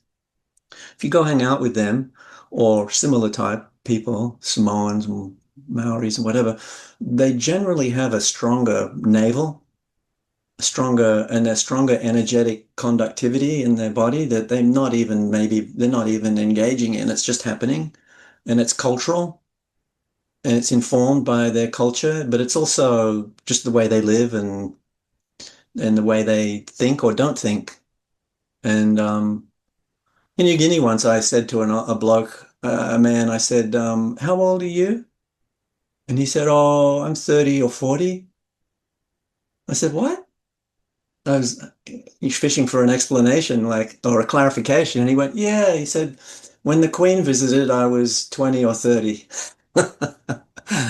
And that's sort of like, that's a difference in thinking mechanism, not that he probably didn't even have a proper accounting of a calendar and stuff like that, but it was of no concern to him, like really. So they kind of, if we were Westerners as contemplatives, it doesn't mean we would be simplified or simplistic. We would potentially be even more capable of greater technologies and doing them the right way. And it's not like it wouldn't necessarily be a hindrance to that. It could be an enhancement of it. But I think when we left hunter-gatherer society a long time ago, I suspect that um, we that's when we started becoming disconnected, and we went into the villages and into the towns, and food was brought to us, and we had to start buying things, and we lost our traditions, we lost our connection with the trees and nature and all the animals and the herd animals around us and all of that, and we became a different, simpler creature with an increasing preponderance of thinking our way through things rather than living in the mystery in the environment and hunting and gathering and appreciating all of that and feeling all of that. I think, going back to the book again, this subtitle, the Countering the Myths of Big Death and Big Religion, is part of that subtitle. I think and also what I've been saying about the animals with their contemplative qualities. If we were contemplatives, or for anyone who is contemplative to that degree that I'm talking about, or in that fashion that I'm talking about, including all the animals, there is no religion. Religion's like thinking. It's sort of reaching for a connection because there's a gap we feel a gap. So we want connection. And so thinking leads to all sorts of things, including creating religions and creating esoteric practices, all designed to reconnect our lives and body minds with the divine. But for 300,000 years before us, the hunter-gatherers, the proto-humans and all of that, they, like the animals, I imagine, they didn't have that. They didn't need that. So there was no religion in those ancient times, probably in more recent ancient times, but going back even further, we have no idea, but there was probably no religion, no temples being built, except, I don't know, I really don't know, but I guess for me, the natural I'm actually coming out shortly. I'm trying to wrap it up right now, a little booklet on natural contemplation, 13 meditations on natural contemplation. And it's just, to me, become the kind of um, one of the important parts of what Adidam communicated with me, and he encouraged me to write about it. So that's what I'm doing too. But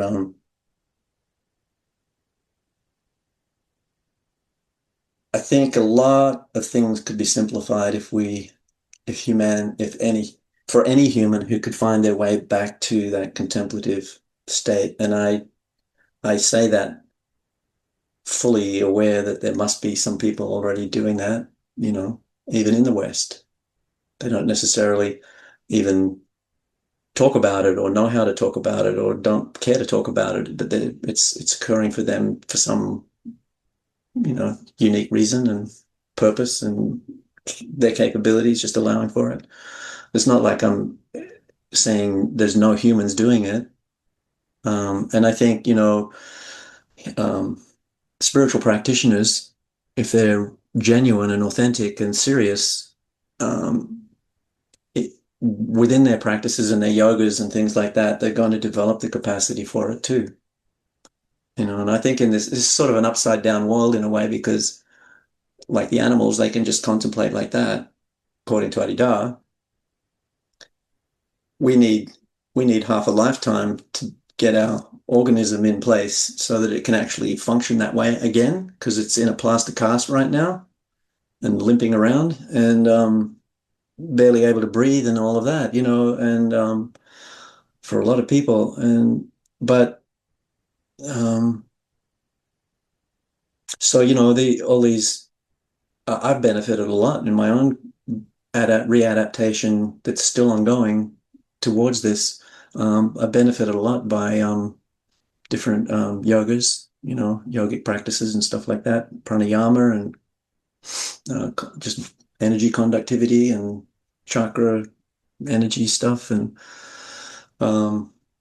yeah, but ideally we would be in a cultural situation or a life situation where we would be born into a naturally contemplative culture, and we would grow up around contemplative people um, who are already participating readily in all of that, um, which I think was the case in a large amount of the ancient cultures. I think that was the case.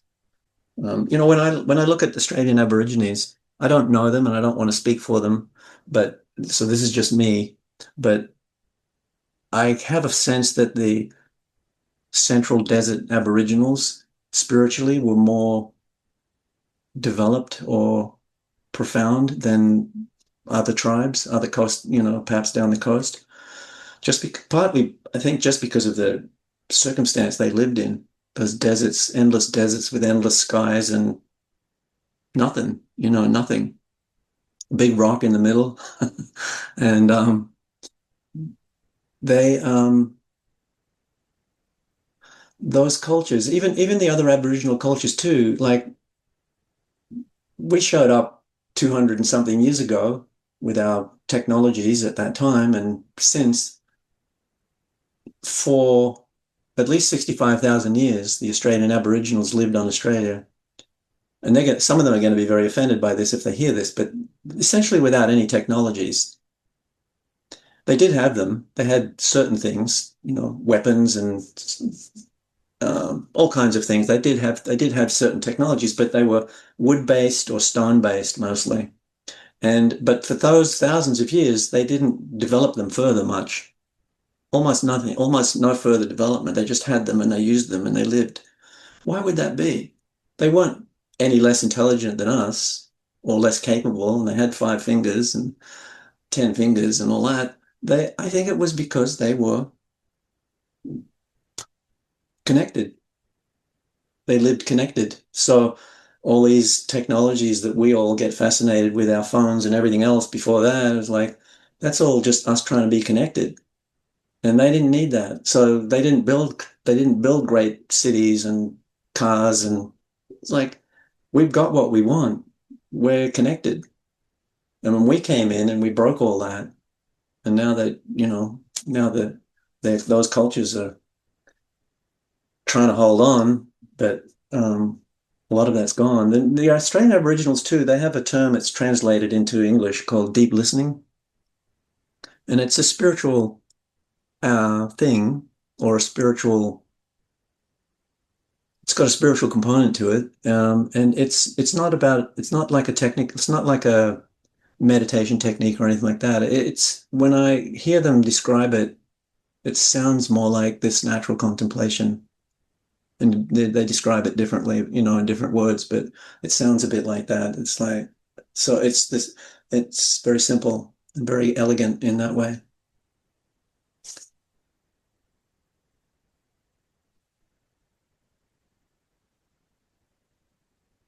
Thinking back to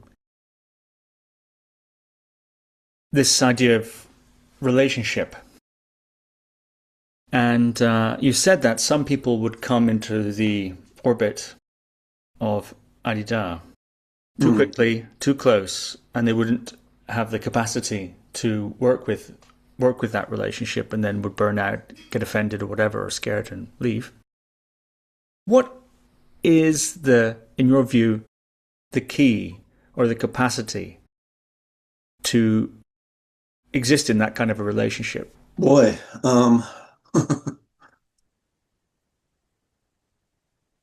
you you need, I guess, well, what I say is not the full story, but one thing you do need is trust.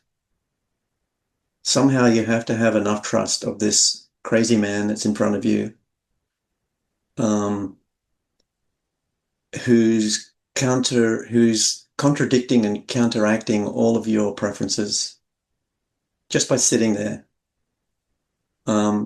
I've many times around him just been so contracted, physically, emotionally, just tight. Because he's in front of me, and there's this being in front of me who's completely free and who is looking at me and not and doesn't really give a damn about Stuart. In fact, he wants to dissolve this Stuart apparition and free me, and or free himself. He said once another thing, a remarkable thing. He said, I'm kind of going off on a tangent, perhaps. He said, so in the very early years, again, early 70s, before he started teaching, he was writing, and one of the paragraphs that I have kept is, so long as there's anyone or anything that is not understood, I have not understood. Speaking of himself, even so, I am the heart.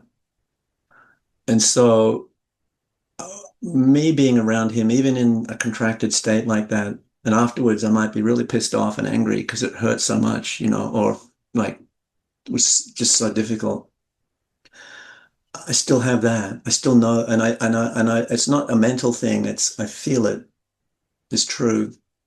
And I don't know why. It doesn't make sense to conventional psychology and all of that. But that's not what the guru is about. Well, that's not what a spiritual master is about. He's not interested in all of that.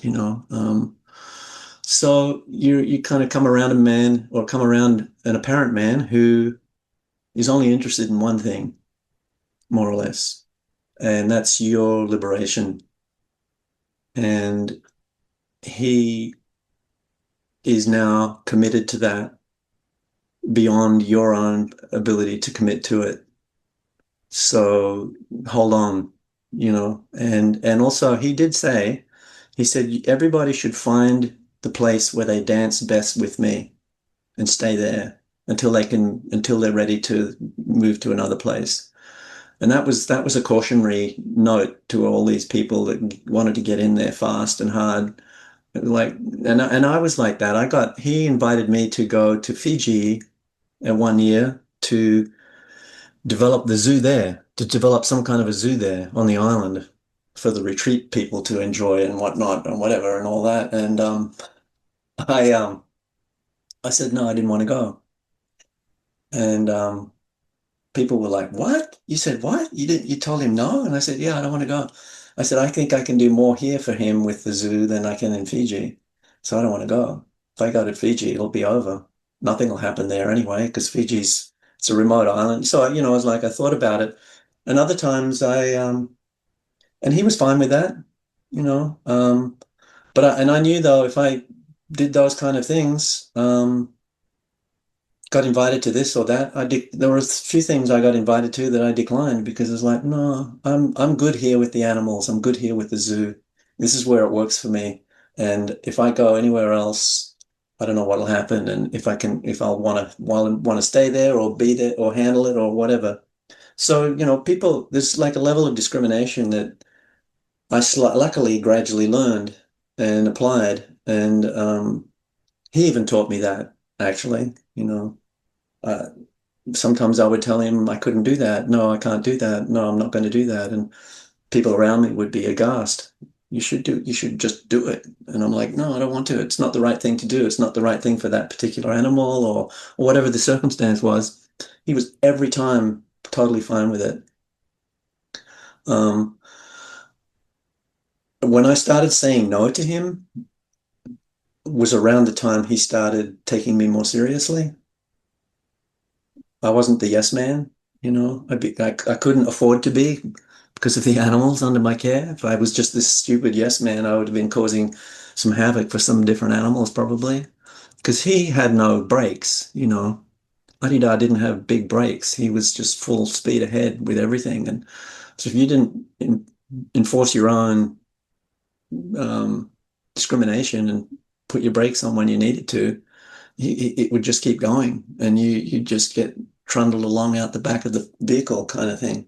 So, I'm not saying that he was like that entirely. There were often times where he would pause and check in on somebody and have some, say some compassionate, helpful things, and people who were sick or in distress or whatever. It was never one way. You just never knew which way it was going to be altogether. But I always just trusted him, and it always came out. One time he said something to me, I don't remember what it was, and I thought it was complete bullshit.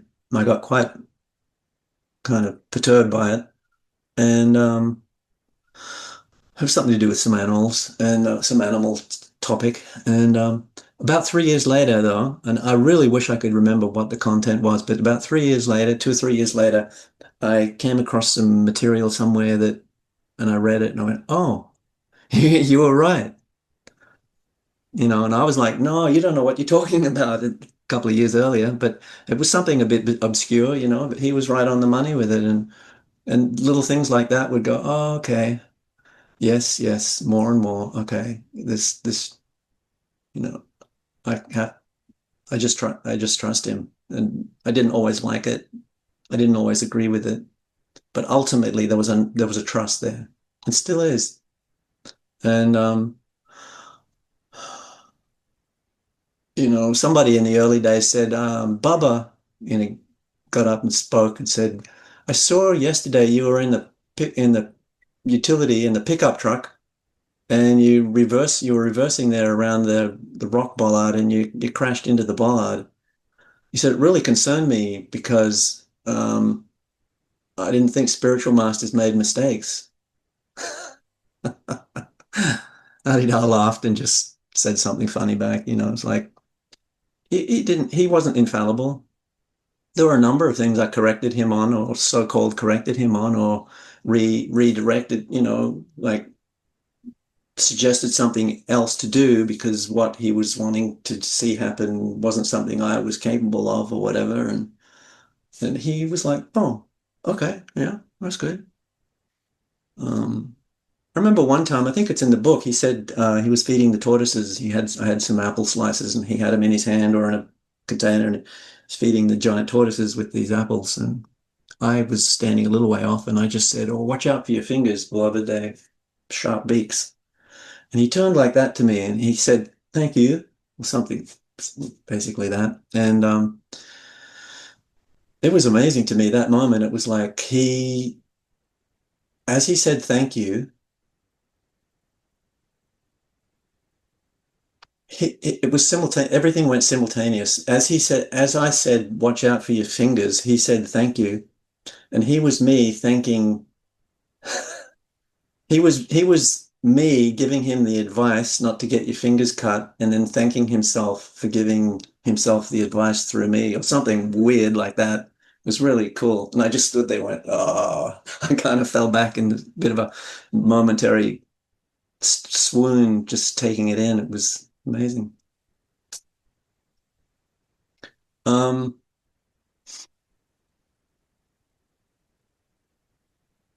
yeah, I probably wouldn't have stayed in the community as long as I did if there hadn't been the animals component. The community for me was otherwise was too Western, or too too middle class and Western, or something like that. And it was just like, this doesn't work for me. I'm a rock climber, or I'm an animal guy, or whatever. And um, I have a little, yeah. So I don't know what the community would have been like for me without that involvement with the animals and the trees and all of that. I don't really know, because he would have engaged, or probably wouldn't have engaged with him the way I did at all. In the book you write, some might say that Adidam became trapped by those around him in an organizational structure that assumed a kind of ownership over him, and from which he would not or could not extricate himself. Others will say that he created the whole situation. I think that both of these things could be true and are closely linked. Yeah, yeah, very much. I do think that. Hmm. He, have you ever read the epilogue to The Knee of Listening, his first book? Yes. Particularly, I'm particularly fond of the earlier edition version, because he updated it later on and added more words. I liked it a bit simpler. It was, Me too, yeah. yeah, what did he say? What was I going to point to? Oh, what was it you just said? I was talking about the organizational structure that assumed an ownership over him, and did he create it, or was he trapped by it, or Oh, both? yeah, yeah. Yeah, there's a couple of lines in there. I think it's in there where he says, I'll become famous, but no one will notice me. Um, that's kind of like, no one will ever know me. And that's also very similar to Nisargadatta. Nisargadatta said, you should forget about me. I'm nobody, don't make anything of me. If you're just holding on to me, you can't go through the process altogether. So I think, there was a part of it too with that. It's like, uh, if you're free, you're not going to have Adidar's not going to be what he was for you. Adidar wouldn't be for me if I'm free what he is to me now. It would be me. Like if I was, same with Nisargadatta or another great realizer, it'd be like there's something. Um, I am going to say something here that's a bit odd, probably. Not many people would tell you this. I think Adidar, as much as he pushed the communities to grow and all of that, I don't think he wanted it to grow. I don't think that was the point. I think the point of the community, the gathering of people around him and all the activities that occurred, was theater, or not to be casual about it, but it was sacred theater, or divine theater, or whatever, the lila of his of the very thing he said in that early letter I mentioned, where he said, I'm here to do something different that I can't talk to you, that you can't describe to you. And I'm not here for your purposes to save the world or anything. I'm here to do what? To change. Well, this is what I feel. To change this pattern in humanity that is abstracting humanity, each of us, from our real source to get to change the pattern at the core, at the root, that we can't even see and might not see the effects of for generations or whatever. I don't know. Some of this is obviously, I'm just making some of this up, but it's something I do feel I don't, and it's also somewhat informed by various things he's said, that I've read or heard him say, but maybe I'm misinforming myself, but the whole thing around him, the whole trying to understand him, being up around him like I was, and a lot of people were involved with him a lot more than I was, but to the degree I was, to try to make sense of that, and to try to make, without putting on the blinkers and just going, it's just this way, it's just this religion thing, and we're gonna do this thing and publish these books, and without doing that, take all those blinders off. What the hell was he doing and what the hell was he doing? What the hell was that all about? I could have gone off and joined the Satyananda organization and had a great time probably. He had a zoo too, I heard. But I was somehow suckered in and drawn into this thing with Adidam, and I'm glad I was. It was incredible. But I don't know anything, I'm not one of the followers who can make pronouncements about what it was all about.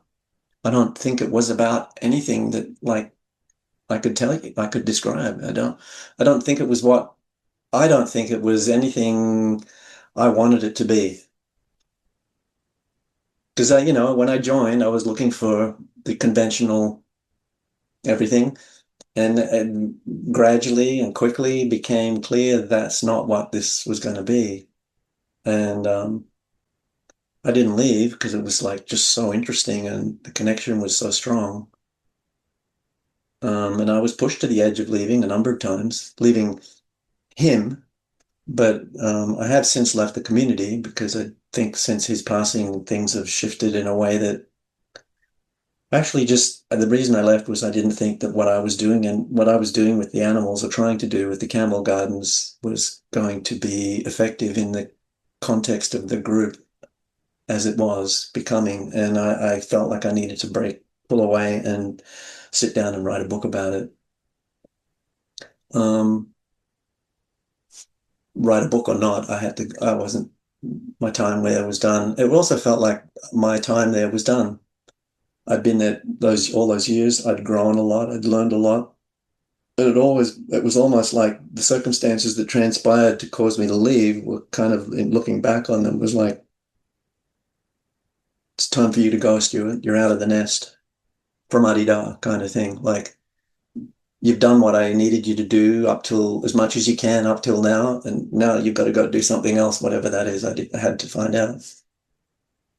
Yeah.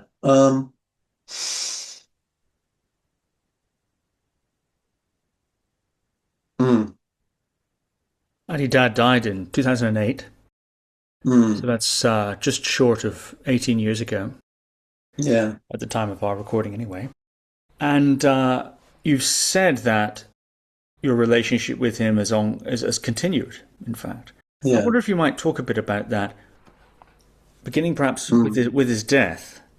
What was that time for you? And also, what is the relationship now after his passing? When he died, there were a lot of people rushed over to the island for the ceremonies and all of that. I didn't. The person helping me at the time with the animals went, and I stayed to look after the animals. So I went 3 months later. So I didn't participate in that whole thing that happened on Natumba on the island. Um, so the sanctuary was basically bare. There were three or four people left there for a couple of weeks. But the camels in the camel herd that same day, started all bellowing, crying out. And that went on for a couple of weeks off and on, which was kind of, I wonder about that, if they had felt something, I don't know. But it was interesting timing, and there was no other reason. There was no obvious reason why they would do that at that point. It's not like one of them had died or anything, because when a camel died, they would cry for a couple of weeks. off and on. The mother, and then some of her closer friends, and then various other outliers go off, they'd sound off. Um, and I was sad. I didn't feel disconnected from him at all. It didn't feel like anything had changed on some level, on that level. I was a bit relieved. I mean, to be honest, it was a bit, there was part of me that was like, oh, God, oh, there was a bit of that because he was just the pressure, he was intense. Um, but that doesn't, to me, that doesn't change anything. That doesn't obviate anything. I always felt that way, um, I continued, the first, one of the early things that I contended with was, I hope I've learned enough to carry on the process here with the animals. And in that case, and in that time, particularly the camels. And more than that, and in addition to that, to pass it on to somebody eventually in the right way so that it can continue through generations in the way he wanted it, kind of with that kind of idealism. Um, and so that's what I sort of set out to do. And um, I did start thinking, though, I'm just going to be honest and ordinary with you. Within those following years, I started wondering how much longer I would be there, because I was just focused on that whole camel herd process and learning with the camels and with the help of some horse training mentors that I took on to develop a training approach with the camels and horses in a kind of somewhat different than most other people would do, and a consensual way of working with them. So they buy in, they sign up kind of and buy into the whole program rather than being roped into it, and was going really well. But in the middle, so I'm very focused in all of that, and I'm not really engaged with the ashram over down the road a little bit, and that became a bit of a point of contention after Adidam had passed, because the focus became more on what we were doing rather than what he was doing after he was gone, and I used to wonder I don't know how much longer I'll go on here. Um, but I did. I went on another when was it? 2017, I left at the end of that year. Um,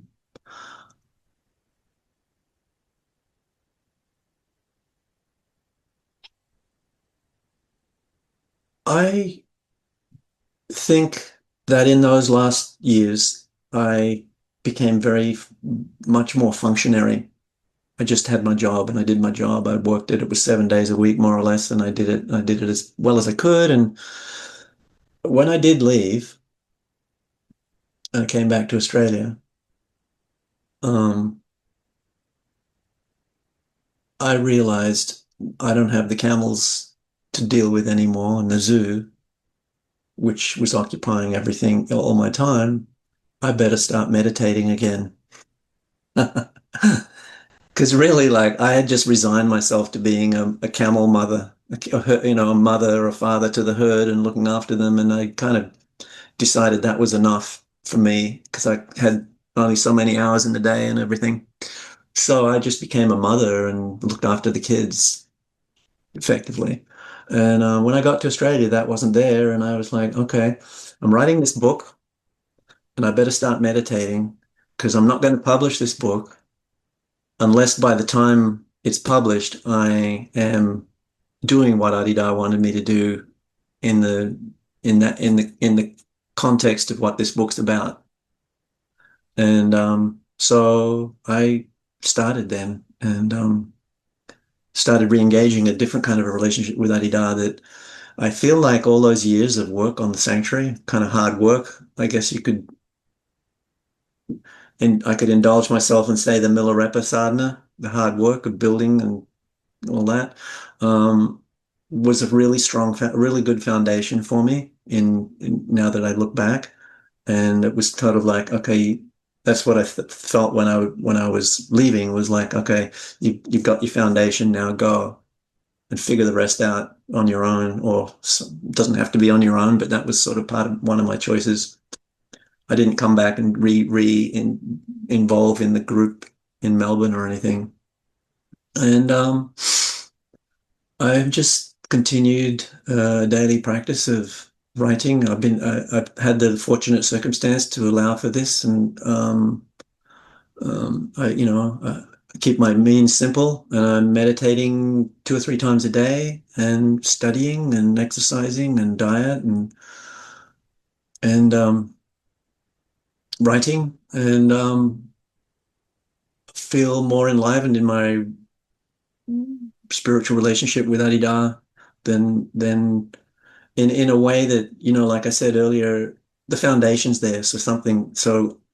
And the foundation's being deepened and widened or whatever now, and gradually getting filled up more, if that makes sense. And so that's sort of my focus for the rest of my life, I suppose, now. I've been here also, one of the circumstances I'm in here, my mother recently passed away. I've been helping look after her for the last 4 or so years. And so, there's something new on the horizon now. I'm not sure what it is yet. I might end up working with horses or camels again, or find a property somewhere and develop a whole something there. I don't really know yet what I will do. I'm open to suggestions. Yeah. And it would really be wonderful to get on a property somewhere, or to find the money to buy a property and create a circumstance with the animals. It'd be particularly horses and camels, and bring people into that so that they could feel it alive, rather than that. That would be really cool. I'd love to do that. Well, Stuart, this has been fascinating. Oh, good. Good. I know I talked a lot. That's the idea. You had to interrupt a little bit here and there, but you let me go. Thanks. We should talk again, I think, when you've finished your book, 13 Contemplations on Natural, 13 Meditations on Natural Contemplation. Yeah, okay. I'll send you a copy when it's done. Yeah. Okay. Is there anything thank you for sharing all of this. You've been very generous indeed. Is there anything you'd like to say by way of conclusion? There needn't necessarily be, before we bring it to an end. Let me think for a sec. I guess I'm sad about how I see Adidam being perceived in the world in general. I come across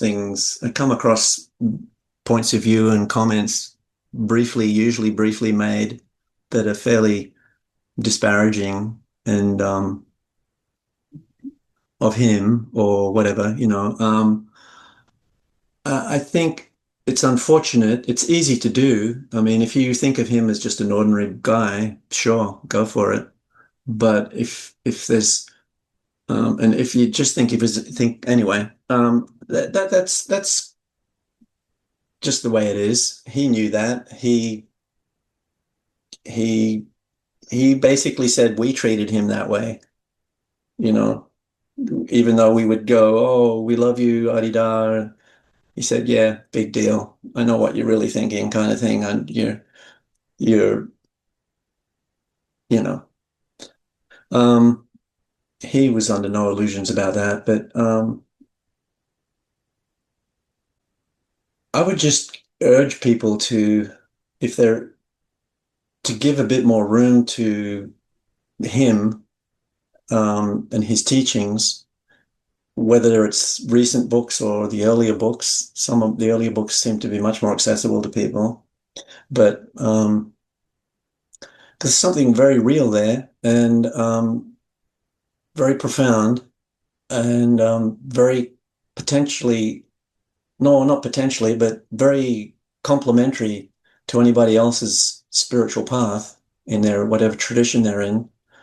And he often talked about that. Said people can make use of what I say and teach.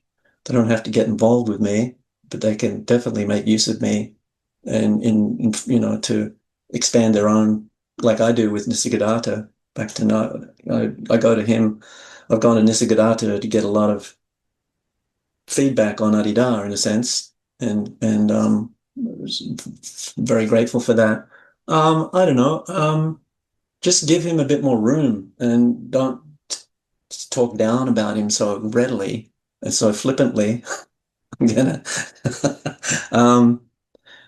because he was the real deal, and and I think part of why this is another point, I think, why he is related to the way he has been in general, in these kind of flippant comments that kind of basically say he's just a narcissist and he's just an egomaniac and different things like that, is because, like for me, when I first picked up that book, it was like, oh no, I don't want anything to do with this guy. And I did that for 5-6 years. Like, this is too much. So I didn't disparage him. I didn't have anybody to talk to about it. I just put it away. But I think it's really one reason he might be getting disparaged is like, oh yeah, he's just too confrontational. So I'm going to just cast him as a sex fiend or a misogynist or a money stealer or whatever, and then I don't have to think about the guy again. But if you peel that back and you go into some of that Dharma that he's written, it's like, that is going to challenge everything that you hold dear as an ego, or maybe not even hold dear, but that you're attached to, you know. It's one thing to go, I want to be free, but when it's thrown in front of you, you run. You know, the ego will run from that. And so anyway, that's I guess that's a little bit of a summary. It feels a bit clumsy, but you can cut that out if you want. No, we'll keep it in. Stuart Camps, thank you very much. Thank you, Stephen. It's been great talking to you. Thank you for listening to another Guru Viking podcast. For more interviews like these, as well as articles, videos, and guided meditations, visit www.guruviking.com.